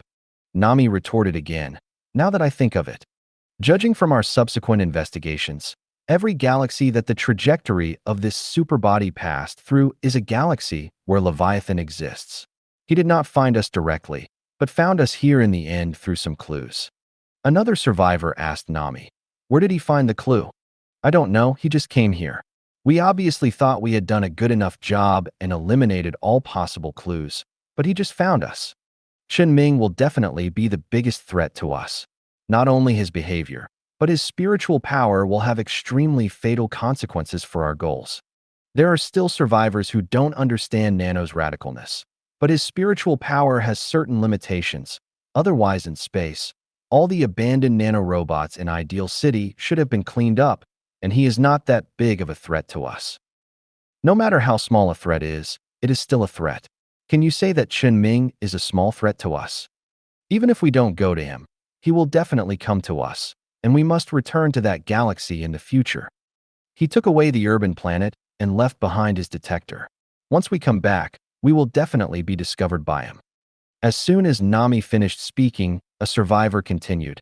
But it is enough for us to come back on that day. Before that, what we have to do is to avoid contact and conflict with him.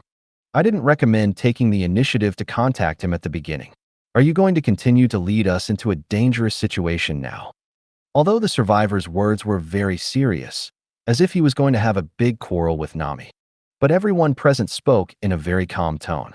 It seems that this is not a quarrel, but a discussion between each other to decide the direction of their respective futures.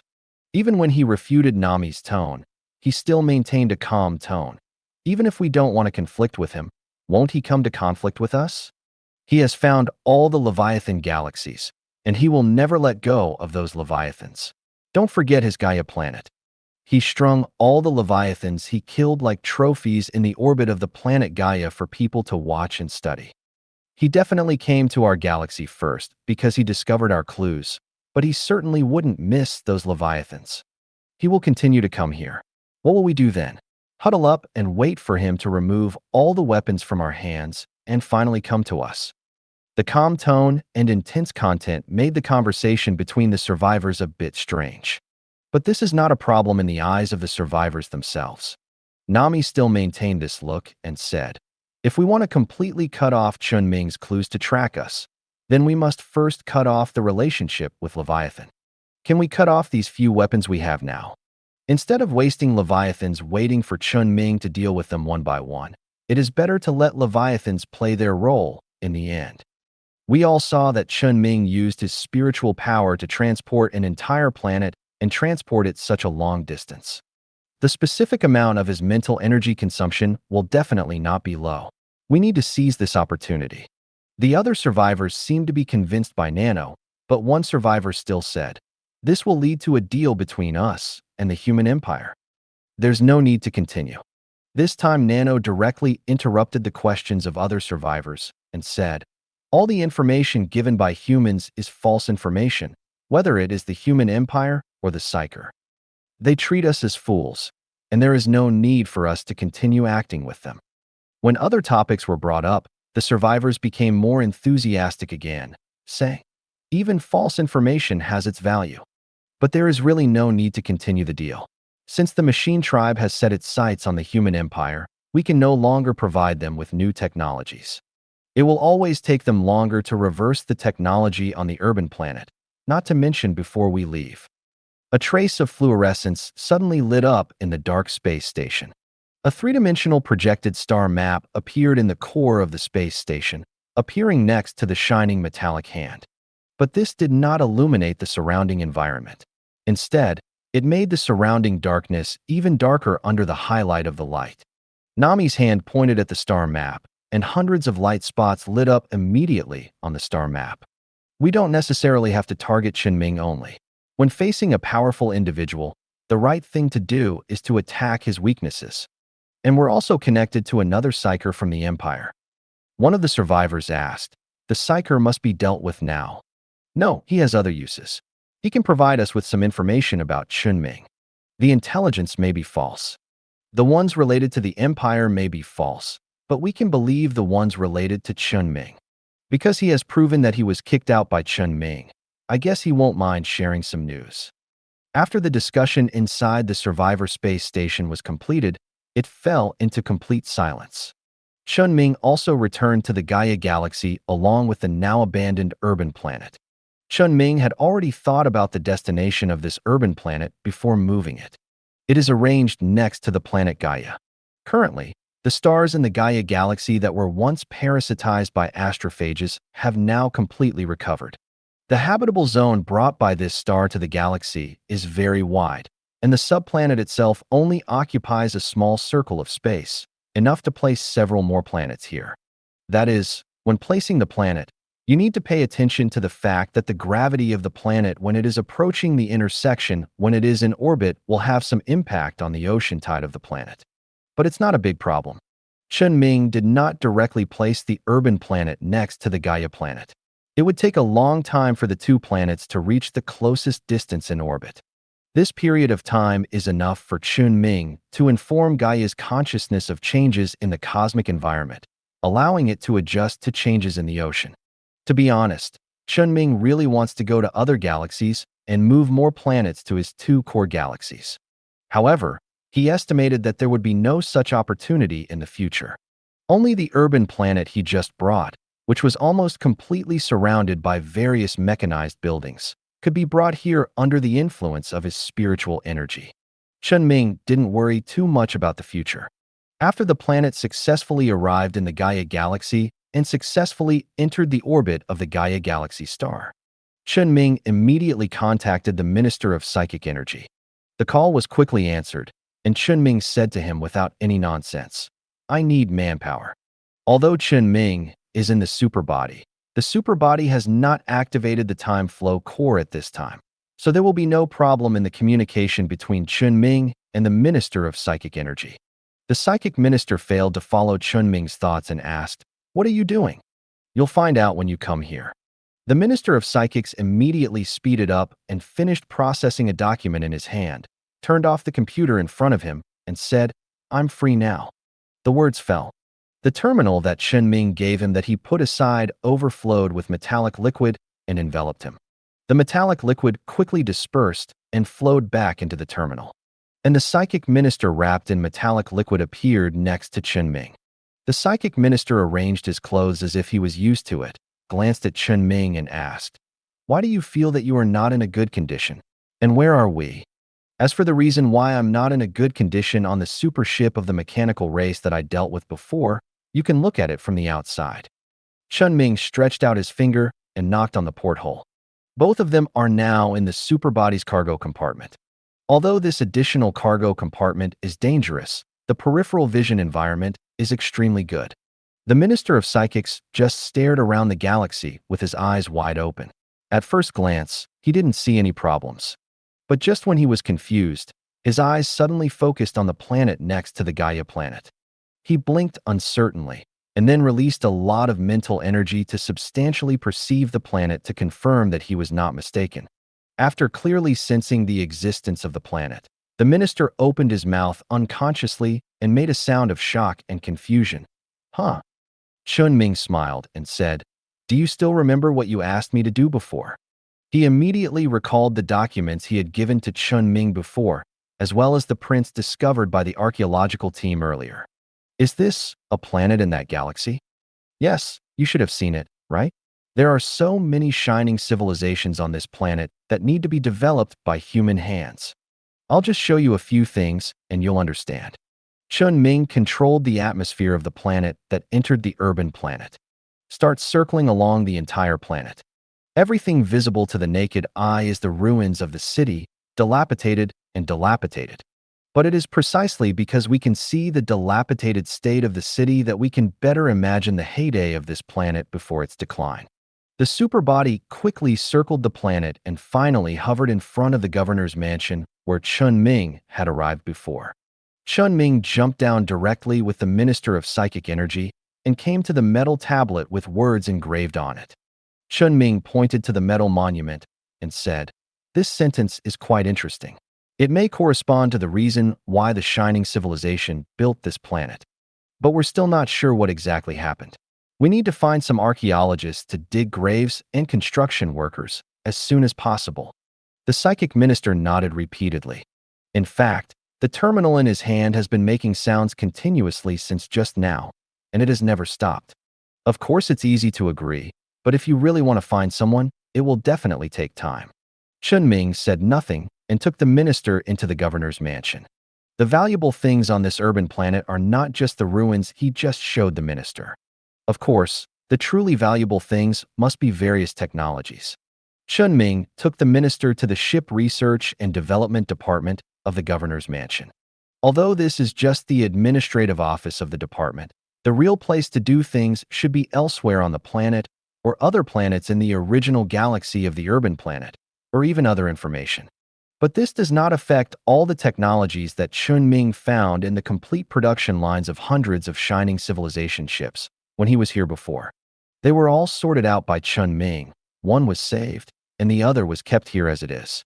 The Minister of Psychic Energy was already in a state of glowing eyes when he saw the techniques released by Chen Ming. He would do whatever Chen Ming said. After all, these technologies really gave the Empire the possibility to break through technologies that might have taken decades or even hundreds of years to break through in a short period of time. But there is one thing you need to pay attention to. Chen Ming suddenly rubbed a finished micro-engine with his hands, pointed at it, and said, "There is a problem with the design of the fuel transportation pipeline of this engine. It is not visible under normal circumstances, but once it has experienced several jumps and long-term operation, this problem will disappear." First out. Starting the engines after a jump could set the entire ship's fuel stores on fire. Not just this engine, almost all technologies have this problem. In addition to some deleted technical records that Chen Ming used his spiritual power to repair, other records found in equipment that can only be repaired through some ordinary technical means have such problems. The psychic minister calmed down as if a basin of cold water had been poured on him and asked, "Why? The technology of shining civilization should not and cannot have such huge flaws. The survivors did it." That makes sense. Chen Ming continued to explain. In addition to seeing this planet, I also saw their space station in the past, but unfortunately, I couldn't catch them. Since their space station is there, I don't believe that these technologies have not been modified by them. This is a long-term trap for them. However, they didn't seem to know that Chen Ming had the ability to optimize technology. If Chen Ming hadn't studied it so carefully, these little tricks might have been missed. In the case where almost all technologies have problems, as long as one problem is not discovered, it may have a tragic impact on the Empire. The technology of the previous transaction. Those are fine. Chen Ming's use of psychic energy to optimize the results of the technologies traded by the previous survivors did not make any big changes. It seems that the survivors really wanted to make a good deal at first, but the Empire and Chen Ming did not. Of course, this is not absolute. After all, some technologies exist at a purely theoretical level and have no substantive results, so Chen Ming cannot optimize them. Then I will notify someone to re-examine it later. Speaking of which, Chen Ming suddenly thought that he had also found some information about the survivors. However, the information he found related to the survivors was all restored through spiritual power. If he didn't use psychic repair, he shouldn't be able to find any clues related to the survivors here. This further confirmed that the survivors' actions were definitely problematic. They didn't look like the survivors of the Shining Civilization. Instead, the people of the Shining Civilization on the city planet. Wait. Chen Ming suddenly realized something. He still didn't seem to have found any bodies of the main species of the Shining Civilization. Even in such a place, the species of the Shining Civilization still didn't reveal their appearance. It was very strange, but Chen Ming had no way to get entangled with this. He continued to take the minister to walk through the entire governor's mansion and showed the valuable information he had found before to the Minister of Psychic Energy. Although many things were not his specialty, he needed to connect with Chen Ming for these things, and then assign various tasks within the empire. After walking around for more than an hour, the two returned to the hall of the governor's mansion. Although Chen Ming poured cold water on him halfway, it still couldn't change his excitement at this time. Chen Ming was willing to take him around, obviously telling him that everything here would obviously be shared. The Minister of Psionics restrained his emotions and said to Chen Ming, "So what you mean is that after you found a galaxy without Leviathans, you found this planet, and then found that there were many high-value things on the planet, so you decided to move the planet back." "Yes." "Well, I won't comment on your behavior, but I like your style. Do you have any other discoveries?" "Yes. I have recorded the way the space station disappeared when I arrived. Please help me see if anyone can analyze it. I suspect it should be some kind of psychic effect." "Okay, wait for me to get back." "Wait." Chen Ming suddenly interrupted the minister and lowered his head to take out the terminal. His expression immediately turned cold. "What's wrong?" Chen Ming put away the terminal and said, "The The Leviathans started to move, and the direction was my side. The total number is probably the ones counted before. More than 100 Leviathans coming together? The Minister of Psionics realized the seriousness of the problem. Before, a Leviathan could easily destroy the thousands of Zerg biological battleships in Chen Ming's hands, which was extremely troublesome to deal with. Although this was caused by Chen Ming's forced exchange of battle damage, it is enough to show how powerful Leviathan is. Moreover, Leviathan's abilities are usually very complex and difficult to target. It is hard to say that a legion of the Empire can definitely kill a Leviathan. And now there may be hundreds of Leviathans coming together, and they are coming with the idea of flattening Chen Ming's side in one wave. How long will it take? Chen Ming has put on biological armor.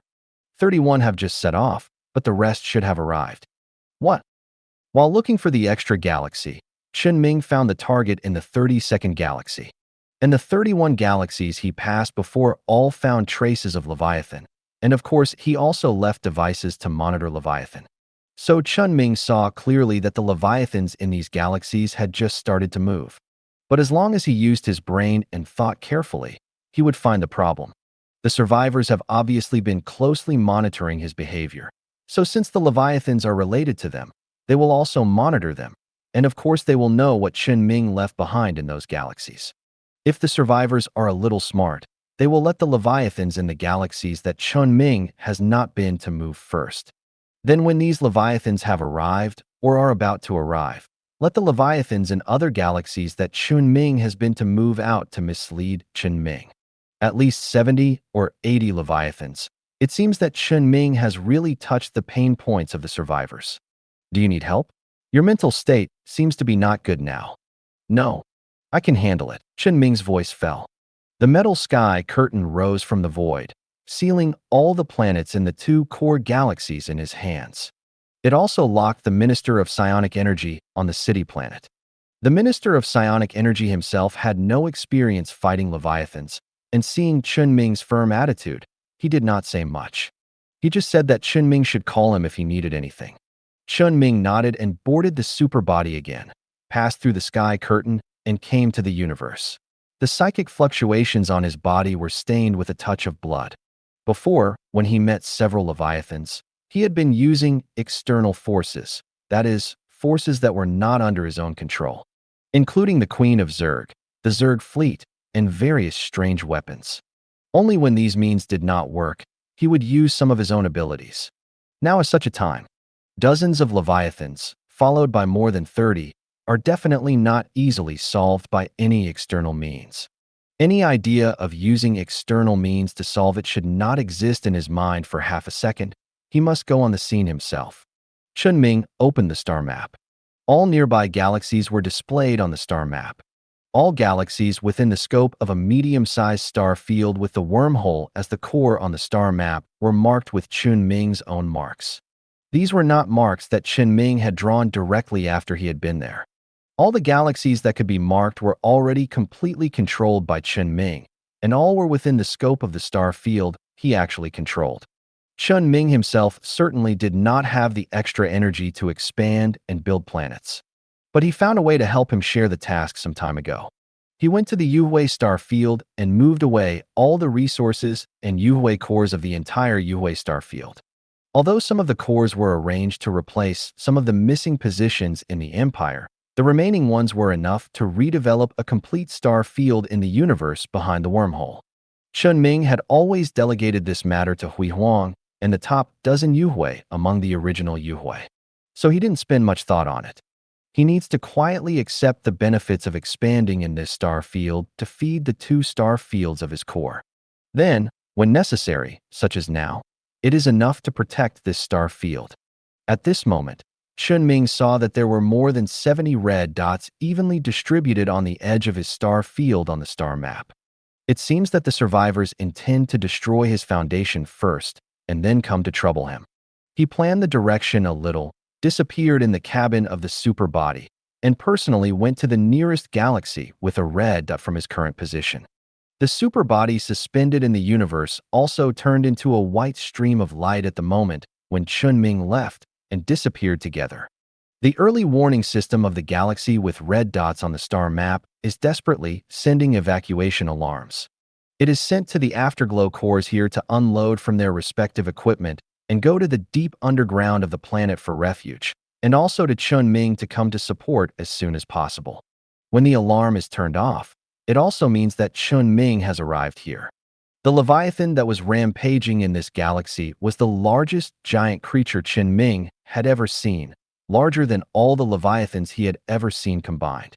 It was like a moving colloid with no fixed shape, slowly wrapping a planet in the galaxy with its entire body. The liquid secreted from its body was extremely corrosive, and both the industrial buildings on the surface of the planet and the planet itself were being rapidly corroded by the liquid and assimilated by the liquid that seemed to have strong viscosity. It wouldn't be long before the entire planet might merge with this slime-like thing, causing its size to rise to another level. The longer it dragged on, the more difficult it would be to deal with this Leviathan. But Chen Ming also knew that the more anxious he was, the more likely he would have problems dealing with the Leviathan. Chen Ming observed in space for a while. He wanted to release his mental power several times to perceive the entire Leviathan's body in detail. But when he thought of the existence of hundreds of Leviathans behind him, he had to think carefully about the plan for the use of his mental power. Chen Ming's saving at this time was not meaningless. Soon he noticed a tiny, clumpy object in the huge body of the slime Leviathan, which was at most the size of an ordinary person. Some subtle, unique, and powerful bioelectric currents were spreading from this clumpy object to the surrounding colloids. This seemed to be the core of this Leviathan. Chen Ming observed the efficiency of the colloids spreading on the planet, analyzed the strength of the colloid and its properties for a few seconds, and suddenly disappeared in the galaxy. He gave up the idea of attacking the Leviathan. But then a white shadow came from the sky and rushed towards the Leviathan.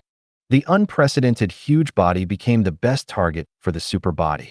Under the acceleration of the time flow core, the Leviathan was instantly cut wildly by the super body's space psychic device. A large amount of translucent colloids sprayed out from the cut wound, and the super body rushed into the body of the Leviathan along the gap.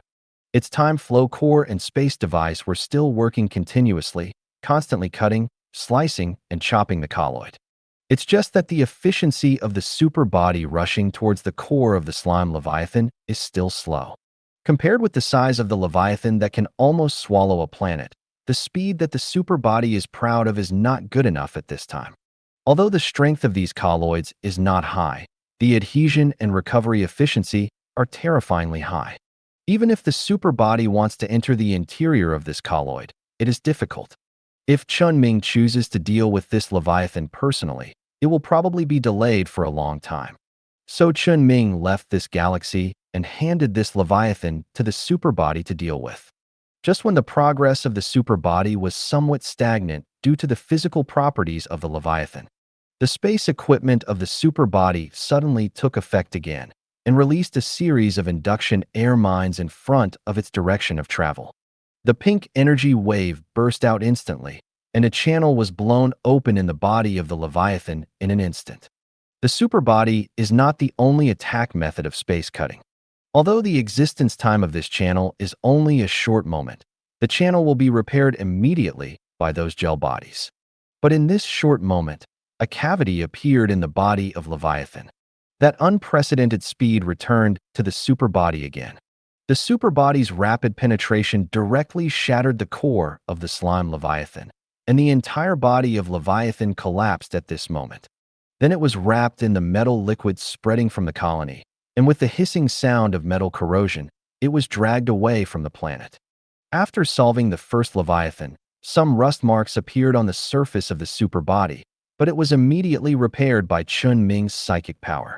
At the same time, it showed no signs of stopping and continued to head towards other galaxies. And Chen Ming, who had just left that galaxy, certainly couldn't waste time.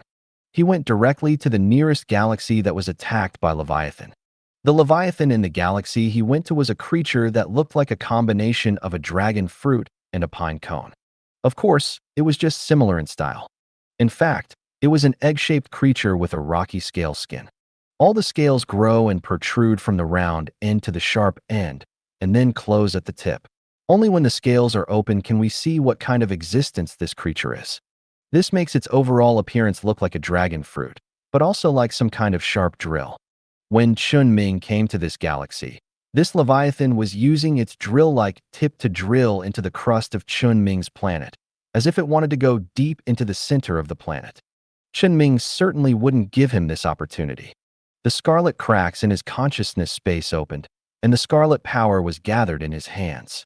This time there would be no scarlet eyes to interfere with him, and the only thing that could prevent him from using the scarlet power was his own will. Without any extra movements or fancy tricks, Chen Ming was like a bloody meteor hitting the rock scales on the planet that were still mostly exposed. The scarlet power gathered in his hands exploded in front of the fist, piercing through the scales and penetrating into the body of this Leviathan. Chen Ming took a look at Leviathan and did not do anything more, nor did he stay any longer. He disappeared in this galaxy in a blink of an eye. The movement of Leviathan drilling into the rock layer of this planet froze for a moment, and a large amount of purple-red blood suddenly overflowed from the stone scales. It struggled to crawl out from the ground, and the scales on the surface of its body opened like a pine cone, exposing the biological structure inside that was also stone-like, but looked softer. But at this time, the characteristics of these biological structures were quickly transformed into a messy structure of broken machinery and flesh and blood under the infection of scarlet. This is the external manifestation of the scarlet power belonging to Chen Ming. Scarlet is expanding wildly in the body of this Leviathan, and death almost instantly fell on its head. And at the moment when this Leviathan died, the remaining scarlet was pulled out by Chen Ming. Only a body full of flesh and blood cavities was left. Using scarlet is the simplest and most dangerous, but also the most energy-saving and efficient way to deal with Leviathan. In the past, when dealing with Leviathan, Chen Ming had to consider using multiple methods to test Leviathan, judge Leviathan's direct combat effectiveness, and try to test Leviathan's various abilities and characteristics in battle to facilitate subsequent research. But now there are still 70 plus 30 Leviathans waiting for Chen Ming to deal with. He can't waste too much energy on a single or a few Leviathans. All he has to do now is to pursue extreme efficiency. So after Chen Ming left and wiped out the impact of his scarlet, Chen Ming temporarily left this creature that would not have a major impact on the planet after death, and did not pick it up immediately like the slime. Instead, he planned to wait until he had dealt with all the Leviathans before considering the problem of handling. Chen Ming continued to the next galaxy, and kept looking at the next place he was going to. Leviathans with obvious biomass can be dealt with by the scarlet power. Even some Leviathans that are not affected by physical damage will also be affected by the scarlet power. Those without biomass, not affected by the scarlet power, and with obvious weaknesses will all be dealt with by the super body. It is absolutely not a problem for the super body to face most Leviathan in terms of combat effectiveness. As Chen Ming said before, even when faced with the strongest nightmare from the Leviathan plane that Chen Ming has seen so far, the super body has the power to fight. The rest of Leviathan depends on the situation. Although Chen Ming only has 3 basic abilities, the various abilities derived from the basic abilities he has mastered are far more than 3, and he can always find suitable means to deal with these Leviathans. No matter what happens, he still has 2 final means to destroy everything. It took Chen Ming just over a minute in total to deal with the first 2 Leviathans. However, it was somewhat difficult for the subsequent more than 70 Leviathans and the more than 30 Leviathans to maintain such efficiency. But it can barely be done in about 2 minutes. The Shining Civilization seems to particularly like to use various biological technologies when designing and manufacturing Leviathan. As a result, most Leviathans have more or less biological characteristics. The biological enemies are simply the second easiest enemies for Chen Ming to deal with. Even though Chen Ming's mental strength was declining off a cliff as he dealt with more and more Leviathans, he can still maintain his efficiency in dealing with Leviathan. The most difficult thing to deal with was the Leviathan, a pure psychic entity that Chen Ming encountered. Almost all abilities, including basic weapons, space abilities, and even scarlet power, were ineffective. He forced Chen Ming to drag it into the phase space, and then tore the passage to the scarlet dimension in the phase space. minimizing the impact of the scarlet dimension on the normal universe. Chen Ming's own scarlet power was unable to penetrate the protective ability of the psychic entity. But when this psychic entity was dragged into the scarlet dimension by Chen Ming, the rest was no longer important. The psychic entity that originally looked like a ball of light was instantly dyed scarlet. Then Chen Ming dragged him into an area where he was better at and completely killed him. The Scarlet Eye wanted to kill Chen Ming in the Scarlet Dimension. Now that the Scarlet Eye is dead, Chen Ming also learned a little bit about how to do things from it. Chen Ming spent 3 hours and 24 minutes to deal with a total of 116 Leviathans. Completely kill all the Leviathans printed on the bottom wall of the Shining Civilization Cultural Memorial Hall. It's a pity that after it took so long to kill all Leviathan, some of the planet systems attacked by Leviathan have suffered irreparable losses. Fortunately, there are basically only afterglow cores on the outer planets. The afterglow cores are spiritually connected to Chen Ming, so if there is a problem, he can take away these cores as soon as possible, as long as the core is fine. In addition, after Leviathan destroyed the galaxy they initially attacked, or took the initiative to change the direction of the attack in the middle of the attack, they gathered to invade his 2 core galaxies. It only narrowly missed the canopy that Chen Ming set up on the outside of the planet. However, having them come together saved Chen Ming a lot of time, otherwise it might have taken much longer.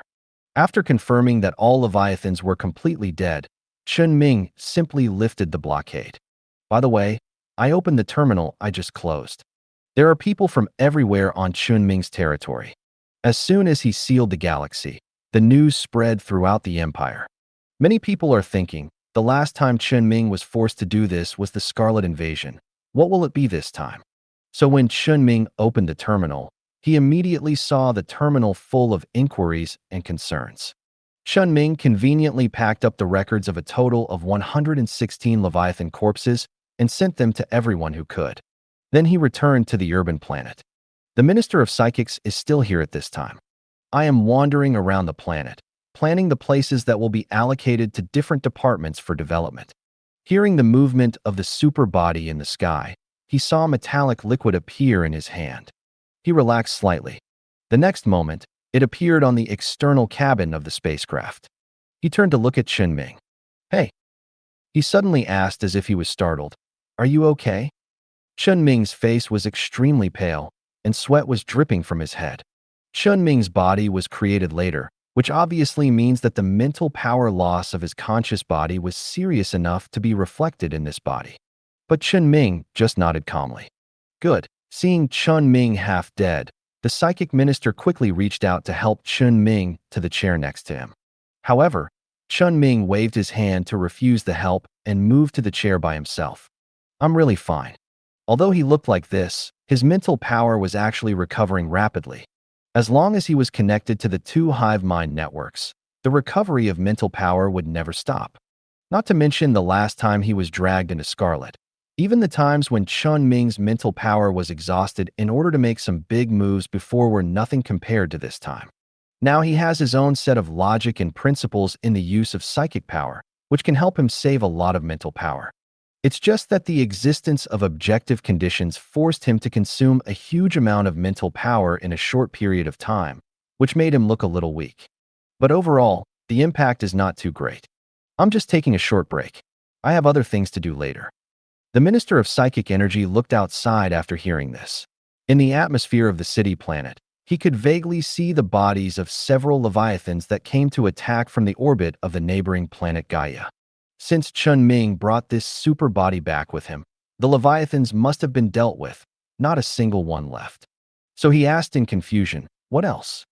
"Not sure yet. Have to wait." Question mark. "Do you think the survivors will have follow-up actions?" Chen Ming nodded slightly. "The survivors have been keeping surveillance on me and all my territories. They know that my mental state is very poor because of Lian Zhan. What would you do if you were a survivor at this time?" The Minister of Psychic Energy immediately followed up. "Of course, continue to look for opportunities to attack you. The sooner the better, lest your mental power recovers." "Then why do you say it directly now?" "What if I say it? What if I don't say it?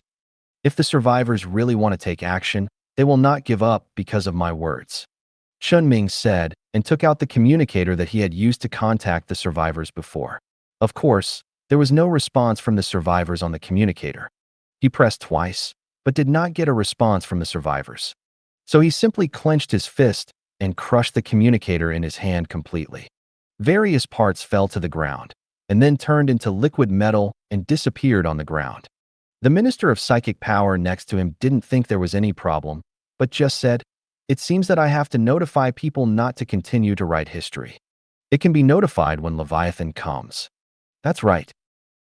The Minister of Psychic Power picked up his terminal, notified the relevant departments, and then continued his previous work, arranging different areas on the urban planet for people from different departments to develop. Chen Ming himself really couldn't do things like developing historical relics. Only the Empire has professional talents in this area. After a while, the Minister of Psychic Power looked up and asked, "So what's the backup plan for the survivors? If this goes on, I feel that your mental power will almost recover." As soon as the voice fell, Chen Ming stood up from the chair and said, "Here it comes."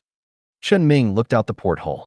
"I saw a shuttle just entering the urban planet from outside the atmosphere, approaching the superbody, and hovering near the superbody's plug-in cabin." Chen Ming opened the door of the cabin and let the violent airflow at high altitude directly flow into the cabin. But this airflow is nothing to Chen Ming and the Minister of Psychic Power. Then, a metal plank road extended from the door of the cabin all the way to the shuttle hovering near the superbody. The Minister of Psychic Power was still full of questions at this time. But when the cabin of the shuttle opened and revealed the figure inside, the Minister of Psychic Power was instantly entangled with psychic fluctuations and was about to take action. The brainwashed psychic who had just walked out of the shuttle said with a smile, Luo E, we have known each other for more than a day or two. There is no need to be so anxious when you see me, right? Look at how calm Chen Ming is." Chen Ming reached out and pressed the shoulder of the more restless Minister of Psychic Power, and then stepped back a few steps to signal the brainwashed psychic to come over. Although the Minister of Psychic Power was a little puzzled, he still resisted the anger of seeing the head of Zhuijing and also stepped back a few steps. The brainwashed psychic smiled and walked onto the metal plank road with confidence like an old friend of Chen Ming and walked into the external cabin of the superbody.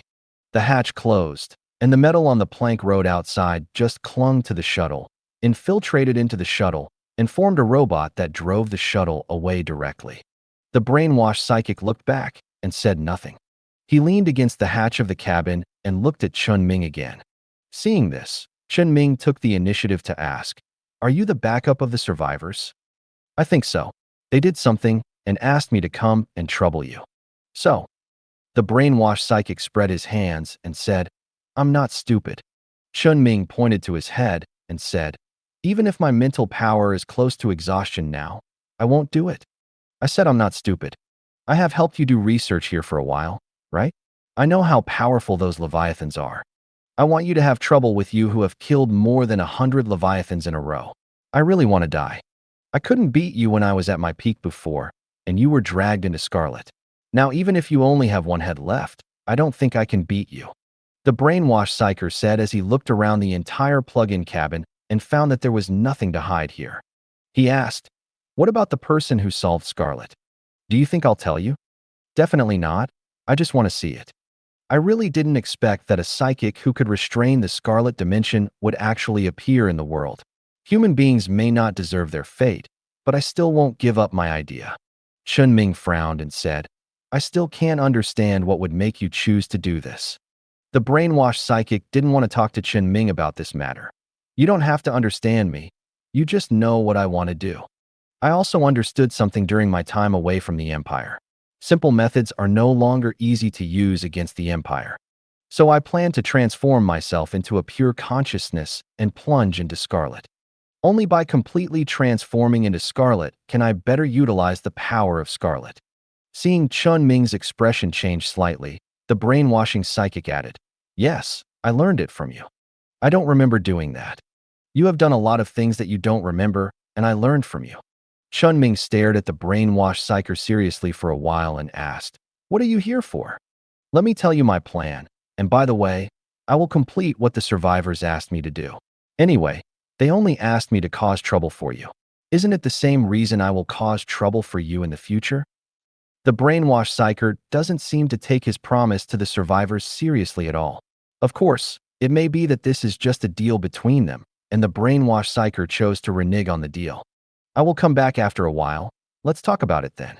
After saying that, he turned around and pressed his hand on the door of the cabin, as if he wanted to jump from the sky. Chen Ming immediately followed suit. But at this moment, some fine iron sand-like objects suddenly appeared on the brainwashed psychic. He didn't seem to have expected this situation, and the expression on his face was slightly surprised.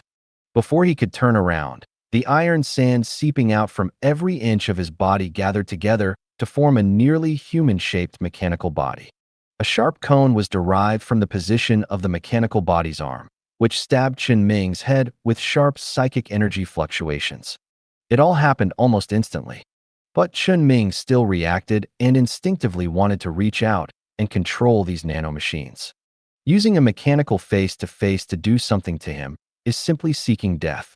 But at the moment before Chen Ming took action, he forcibly restrained his thoughts. Chen Ming has been taking the initiative to curb the way he does things in the universe behind the wormhole. At least he wouldn't use the most powerful part of his psychic powers here. Because he knew that the survivors had been hiding in the dark and observing everything, and he did not have the ability to counteract this technical suppression. Since he couldn't counterattack, all he could do was avoid it. He has never used all the powerful powers related to his abilities. The survivor definitely knew that he had the ability to control machines, but he definitely didn't know how powerful his ability to control machines was. Even just now, Chen Ming could have used the afterglow core he carried with him and the data cable hidden in the metallic liquid to directly control the shuttle boat driven by the brainwashed psyker. But instead of doing that, he built a robot to drive the shuttle away. These mechanical devices are not controlled directly by coercive means. After all, the ability to forcibly control the mechanical equipment being used by others, especially psychic mechanical equipment, is very terrifying in today's era. The more advanced it is, and the place with higher mechanical coverage, the easier it is for Chen Ming to find opportunities. The survivors are still hiding in the dark, so Chen Ming has to hide something appropriately. He had also wondered whether the brainwashed psyker would reveal all the information about him. But now it seems that the brainwashed psykers and the survivors are not very happy getting along. Chen Ming tilted his head to avoid the surprise attack of the nanorobots. He relied solely on the Queen's spiritual energy to hit the nanorobots with a powerful punch, scattering all the nanorobots. At the same time, the metallic liquid also appeared next to him, gathering all the nanobots around him, to prevent these nanobots from escaping. The most threatening thing about these nanorobots to humans is not the means of attack when they are gathered together, but the damage they cause to the human body after passing through the pores on human skin. There is also a psychic minister beside him, and he doesn't want to see something bad happen.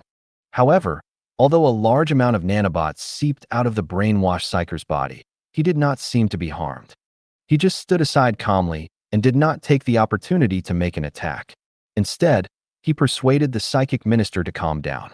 It is said that it will not be too late to wait until Chen Ming has finished dealing with these nanorobots before making any moves. The Minister of Psychic Energy has no doubts about whether these nanorobots may cause harm to Chen Ming. In front of Chen Ming, any machine is his biological son. But Chen Ming didn't use his psychic powers at this time, and instead was fighting with these nanomachines, which he didn't expect at all. But he wasn't sure if Chen Ming had any ideas, so he really didn't dare to take any action.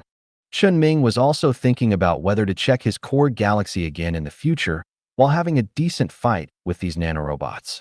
Although he has maintained strict protection of his two core galaxies since what happened to the brainwashed psyker more than half a year ago, and also conducted extremely rigorous reconnaissance of every inch of the two galaxies. But he really couldn't guarantee whether such nanorobots would infiltrate. You still have to bother checking after you feel it. After thinking about it, Chen Ming didn't waste any more time and easily collected the surrounding metallic liquid, trapping all the nanorobots in the metallic liquid. And after cleaning up some core nanorobots responsible for controlling other nanorobots, they were eliminated.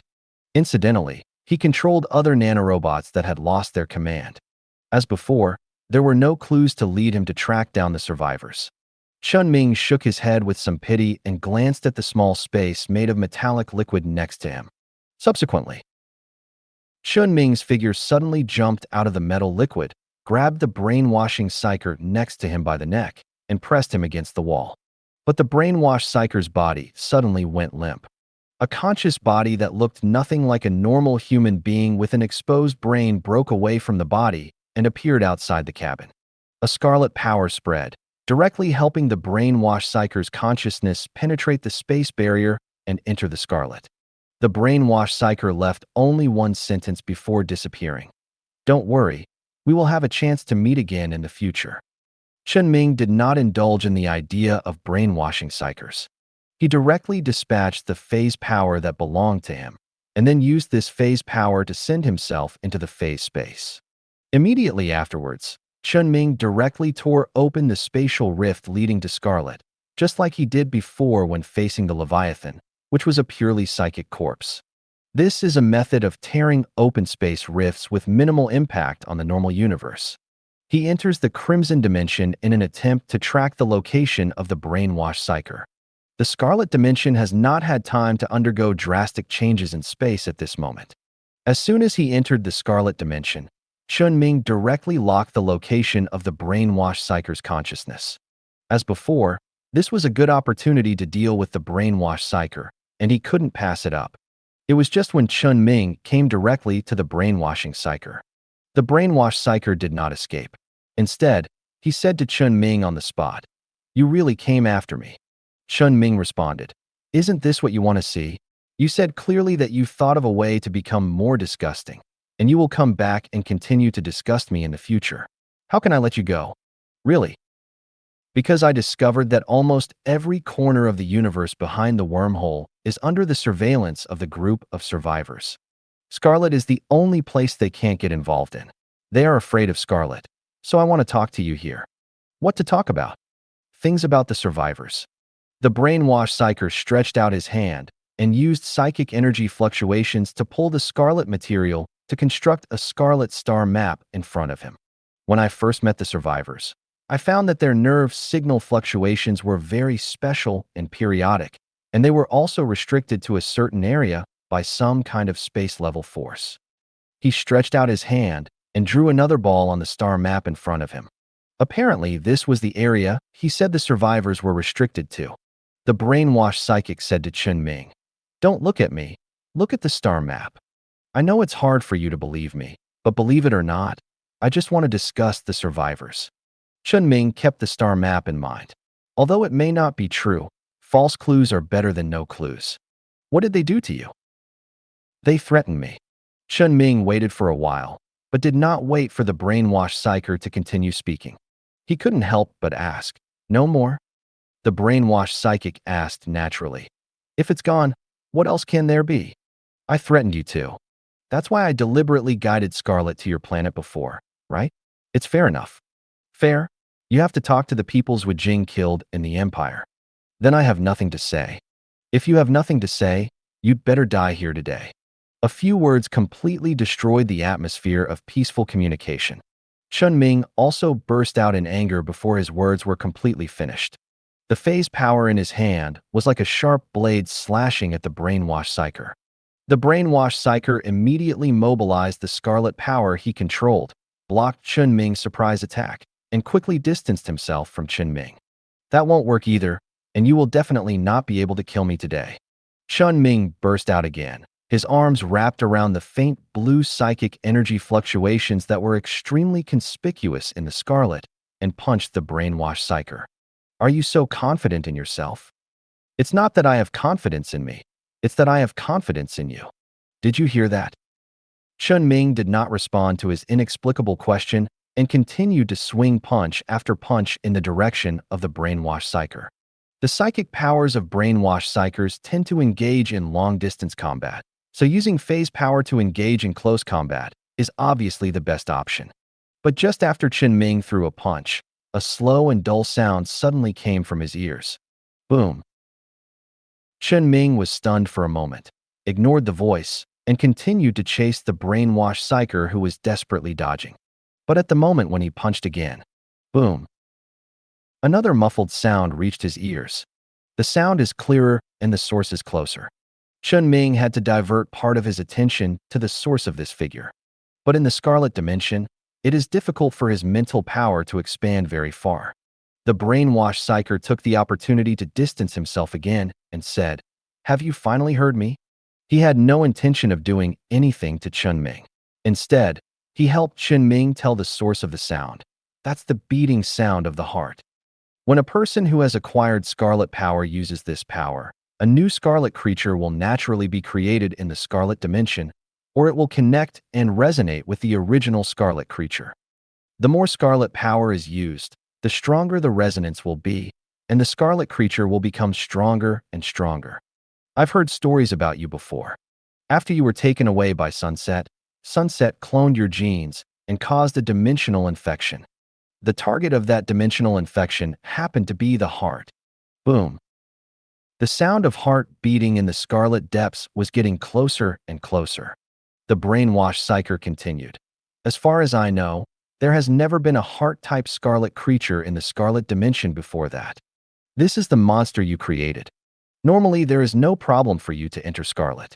The scarlet creature you create may be in any corner of the Scarlet Dimension. But if someone is deliberately guiding you, you can run into it. When you hit it, the corners of the brainwashed psyker's mouth rose. Why don't you give it a try and see if you can still leave Scarlet now? Chen Ming stopped chasing the brainwashed psyker and really tried to escape from the Scarlet Dimension. The rift he just opened from the phase to the Scarlet has not yet been closed. But when he turned around and wanted to touch the crack, a suction force that seemed to come from the deep abyss held him firmly in place. And the sound of the beating heart is already close at hand. Chen Ming turned around and looked. A wall of flesh and blood that could almost cover the sky had appeared very close to him. But that is not the real wall of flesh and blood. It is just a part of the Scarlet Heart that can be accommodated in Chen Ming's field of vision after the Scarlet Heart approaches. Use mental power to look at the entire heart of flesh and blood. This is a replica of the giant heart that Chen Ming once saw in Yu Hui's underground laboratory. But its appearance is even more special, because there are several thick main blood vessels at the top of the heart that are intertwined with each other, forming an extremely dense blood vessel network behind the heart. These networks seem to be woven into wings formed by several pairs of blood vessels, constantly inciting. Every time the wings flap, the heart will beat, and countless blood will gush out from the ends of the wings. It formed a cloak with an extremely bloody smell. And in the center of the Scarlet Heart, there is a deep vertical crack growing on it, exuding an attraction that seems to be able to swallow everything. The brainwashed psychic on the side was looking at the scene in front of him excitedly.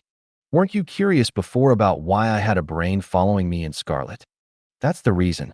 Either you control it, or it controls you. Just as Chen Ming entered the Scarlet Dimension. On the survivors' space station, the survivors who usually don't communicate much with each other gathered together again. But this time it wasn't Nano who spoke first.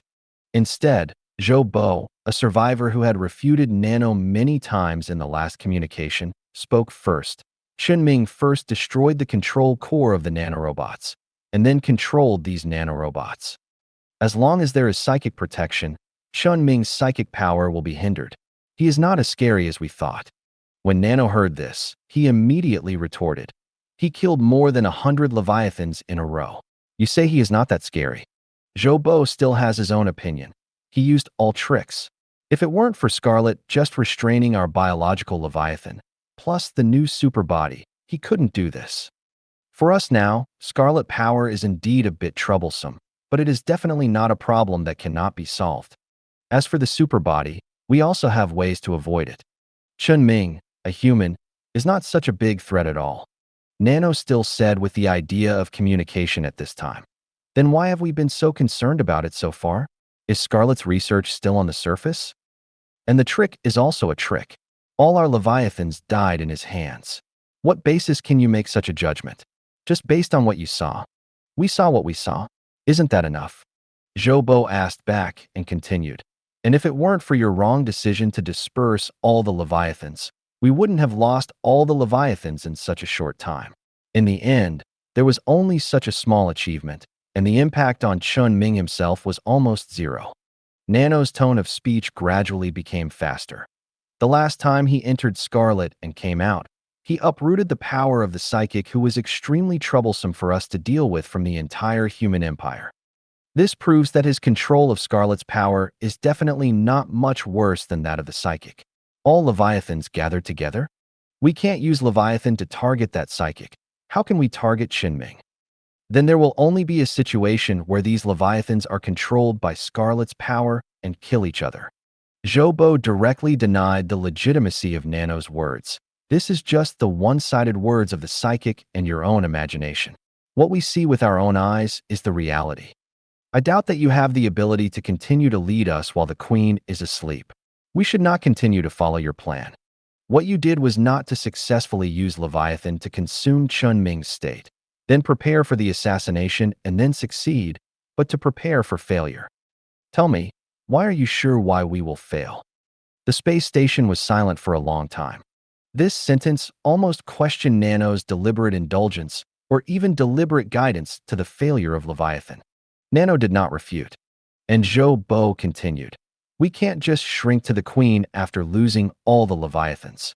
We should make achievements that will make the queen look at us differently before the queen wakes up. The silent Nano felt a sense of anger that had not appeared in a long time. Why can't they let go of their former glory? Why don't they have a clear understanding of the psychics of the human empire? Why do they think that the human who can kill Leviathan is not that powerful? Why do they think that Chen Ming's power is not enough of a threat to the survivors? Why are they unwilling to make a safe decision with the least chance of accidents? Nano has already noticed Chen Ming's strength in his communication with Chen Ming and several attempts, which is unprecedentedly strong. He knows the threat Chen Ming poses to the survivors, and even the queen may be defeated here. It's just that he has no concrete evidence to prove this.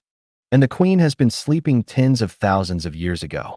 When she wakes up again, if she doesn't have a clear understanding of Chen Ming, the future of the survivors may be completely plunged into darkness. He must let all the survivors and the queen who has not yet awakened have a clear understanding of Chen Ming's combat effectiveness.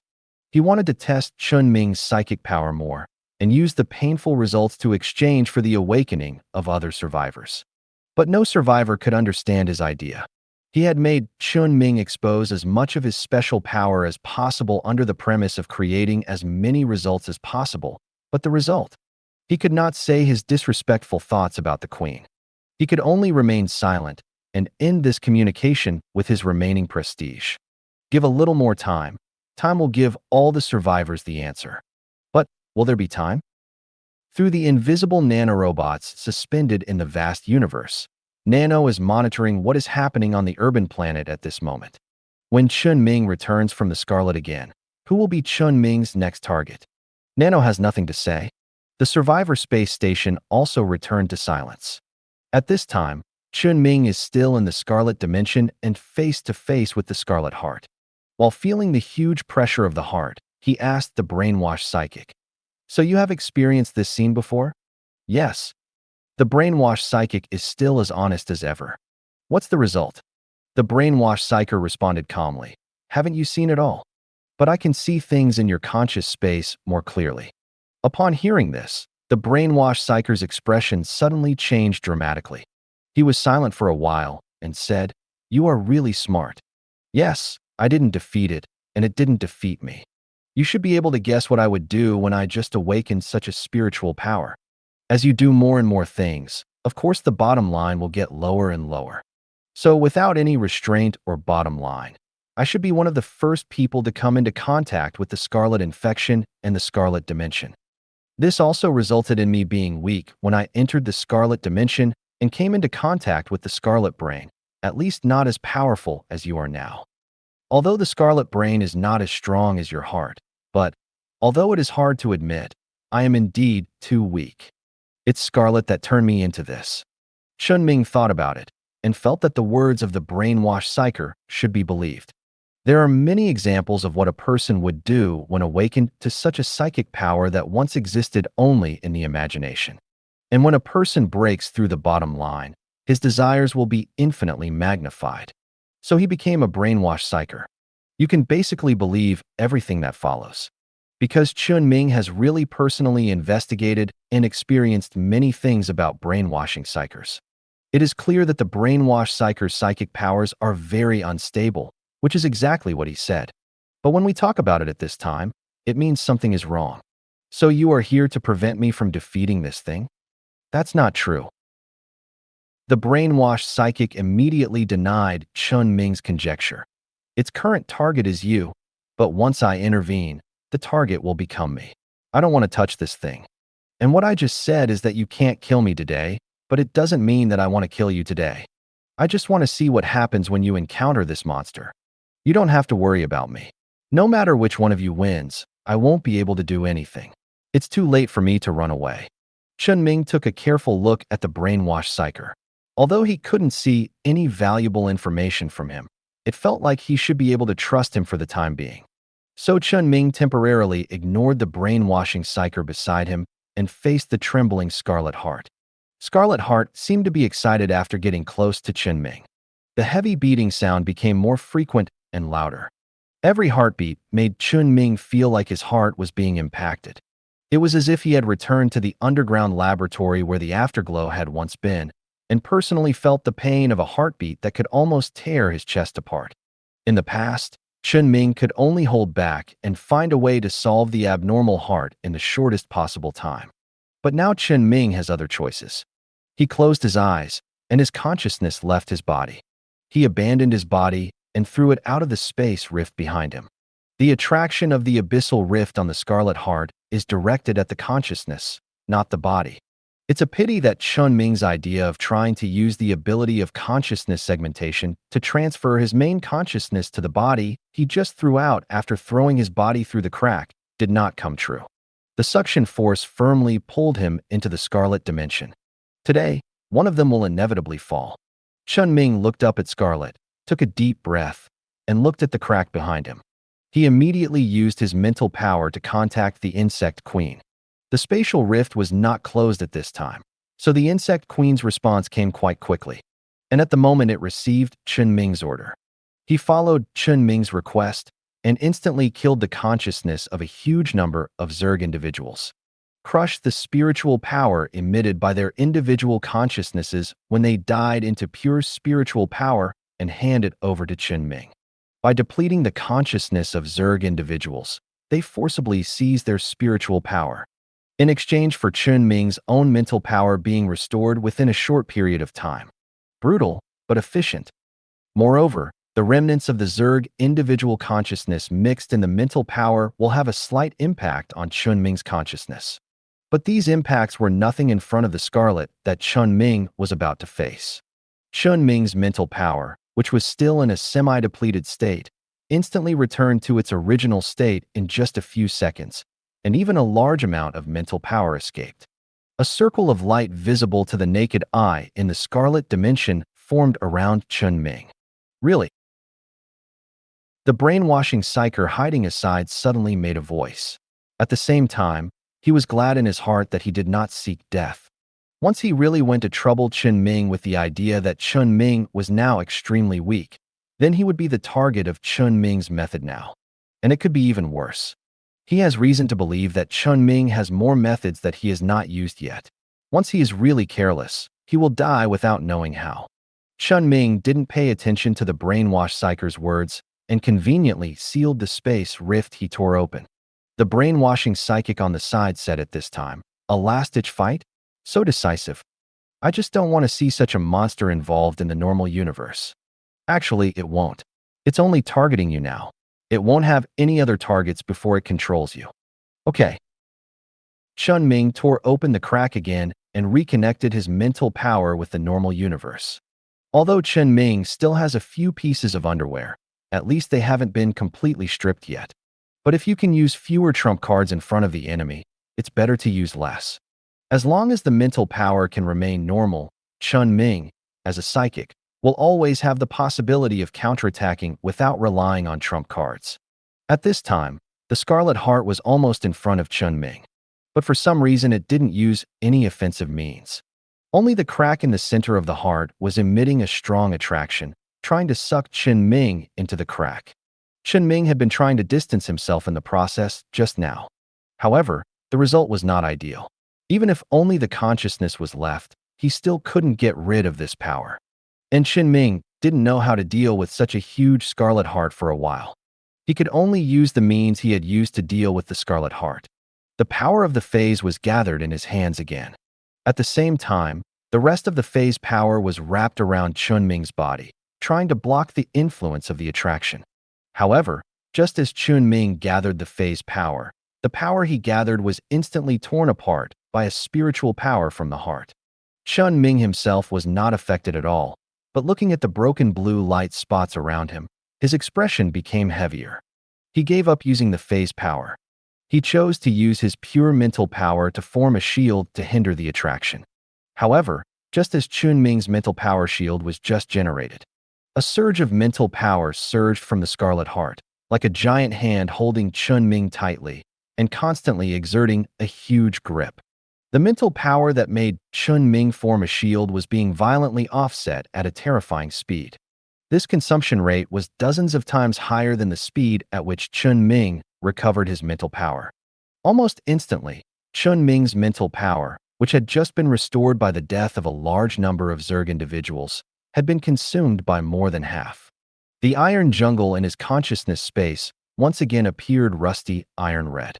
Chen Ming was forced to give up the shield formed by his mental power to block this influence, and could only let the attraction grow stronger and stronger. If this continues, he will fall into the abyss sooner or later.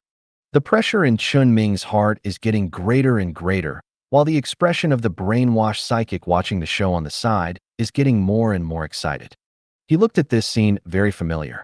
When he met the Scarlet Brain before, all the power he had was reproduced on the Scarlet Brain and was suppressed by the more powerful Scarlet Power. At that time, he was more embarrassed than Chen Ming, because the Scarlet Brain is more aggressive than the heart. But looking at the current situation, the heart will bring Chen Ming a more tragic ending than him. The brainwashed psychic really wanted to help the Scarlet Heart at this time, but he really didn't dare to do it, because what he said just now was true. Once he intervened in the battle between Chen Ming and the Scarlet Heart, then the Scarlet Heart would definitely kill him first. And if either side wins, the surviving side will also gain the power of the other side. It was even more impossible for him to do anything now. So he now hoped that the Scarlet Heart could kill Chen Ming quickly. If the opposite happened, he would have to continue to lurk in the Scarlet for who knows how many years before he could regain the power to attack the normal universe. Chen Ming had no time to care about the brainwashed psychic at this time, when the means of obstruction were completely ineffective. His only choice at this time was to kill the Scarlet Heart before the attraction of the rift became so strong that he could not resist it at all. Chen Ming abandoned all defenses just to create a more powerful means of attack. A large amount of metal liquid appeared around him, forming a giant mechanical arm in the Scarlet Dimension, which wrapped his spiritual power and punched the Scarlet Heart suspended in the Scarlet. The spiritual power on the giant mechanical arm was instantly wiped out by the same spiritual shock. However, the impact of this punch successfully hit one side of the heart. The entire heart was immediately hit and dented. Then countless metal liquids appeared in the Scarlet. These metal liquids are no longer just a means of pure physical attack, such as mechanical arms. Instead, they constitute a variety of different types of ship weapons. From large weapons to main weapons to Titan-class weapons that are still being tested, Chen Ming has created them all and attacked the Scarlet Heart from different angles at the same time. The Scarlet Dimension, which was originally pure blood red, has a colorful picture for a moment. Just the next one. This colorful scene was completely swallowed up by the abyss crack on the heart.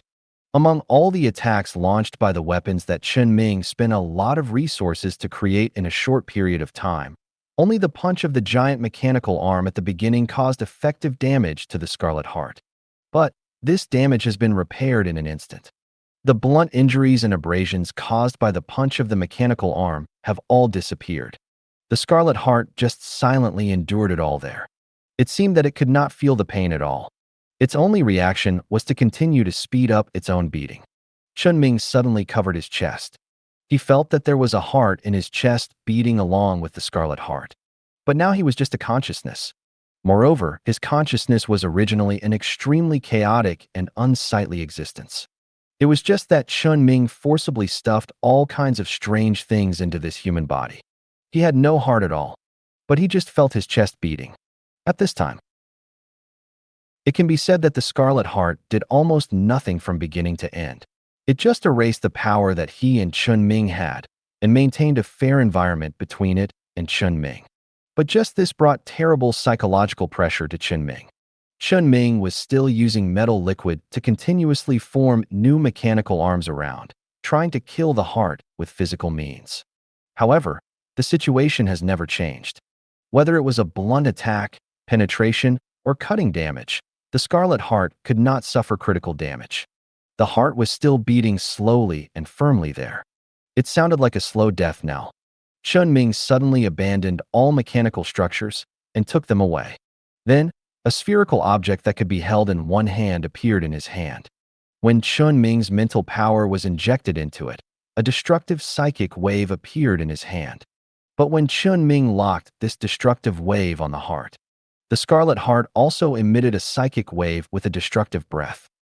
Chen Ming subconsciously widened his eyes. The hand holding the core of destruction was trembling slightly. Just a layer of destruction barrier for self-protection has made the surrounding space unstable. The brainwashed psychic next to him evacuated a considerable distance in a very short time, only to ensure that he could observe what happened later and never get himself involved. He really didn't expect that Chen Ming would have this thing in his hand. And Chen Ming definitely not only has this thing in his hand, he also definitely has the power of destruction. Because this is the price that people who master the Scarlet Power must pay when using the Scarlet Power. The Scarlet Heart has this power, so Chen Ming must have it too. However, the brainwashed psychic relaxed a little at this time. It was the existence of this destructive power that made him no longer see the possibility of Chen Ming winning this battle. Chen Ming was forced to give up using the destruction core at this time. The destructive power possessed by the heart was far more powerful than a core in his hand. He could only call on the basic spatial power he mastered again, trying to distort the space to cause damage to the Scarlet Heart. But it had no effect. Chen Ming tried to use his psychic power on the space around the Scarlet Heart, but he could not distort this space at all. This scarlet space had long been fixed by the heart's own spatial ability, and any idea of distorting space could not continue, unless it involved other dimensions. Chen Ming once again closed the gap he had torn between the scarlet and phase space. This time, he really planned to fight to the death. Chen Ming closed his eyes and abandoned unnecessary distractions. Finally, he called on the scarlet power he mastered and formed a layer of blood-red material shield around him. This time, Chen Ming's power finally worked, successfully delaying the time for him to be dragged into the rift by the attraction. The Scarlet Heart also failed to break through this layer of shield. But it was meaningless. It was just a delay, and it couldn't change what was about to happen. Moreover, it seemed that it was because Chen Ming called on the Scarlet Power this time that the Scarlet Heart seemed to break through a certain power node. The surface of the heart was no longer just some fine blood vessels and the crack, but countless black and red lines appeared on the heart, like coagulated blood. The shape of these lines looked very similar to the lines on the phase behemoth. Chen Ming quickly stopped using the Scarlet Power. These lines are still just lines for Kale at present. But if he continues to use the Scarlet Power, something will definitely happen. Chen Ming seemed to have no other means to use. The brainwashed psychic seemed to have seen Chen Ming's death. But Chen Ming was still not panicked enough to lose his composure.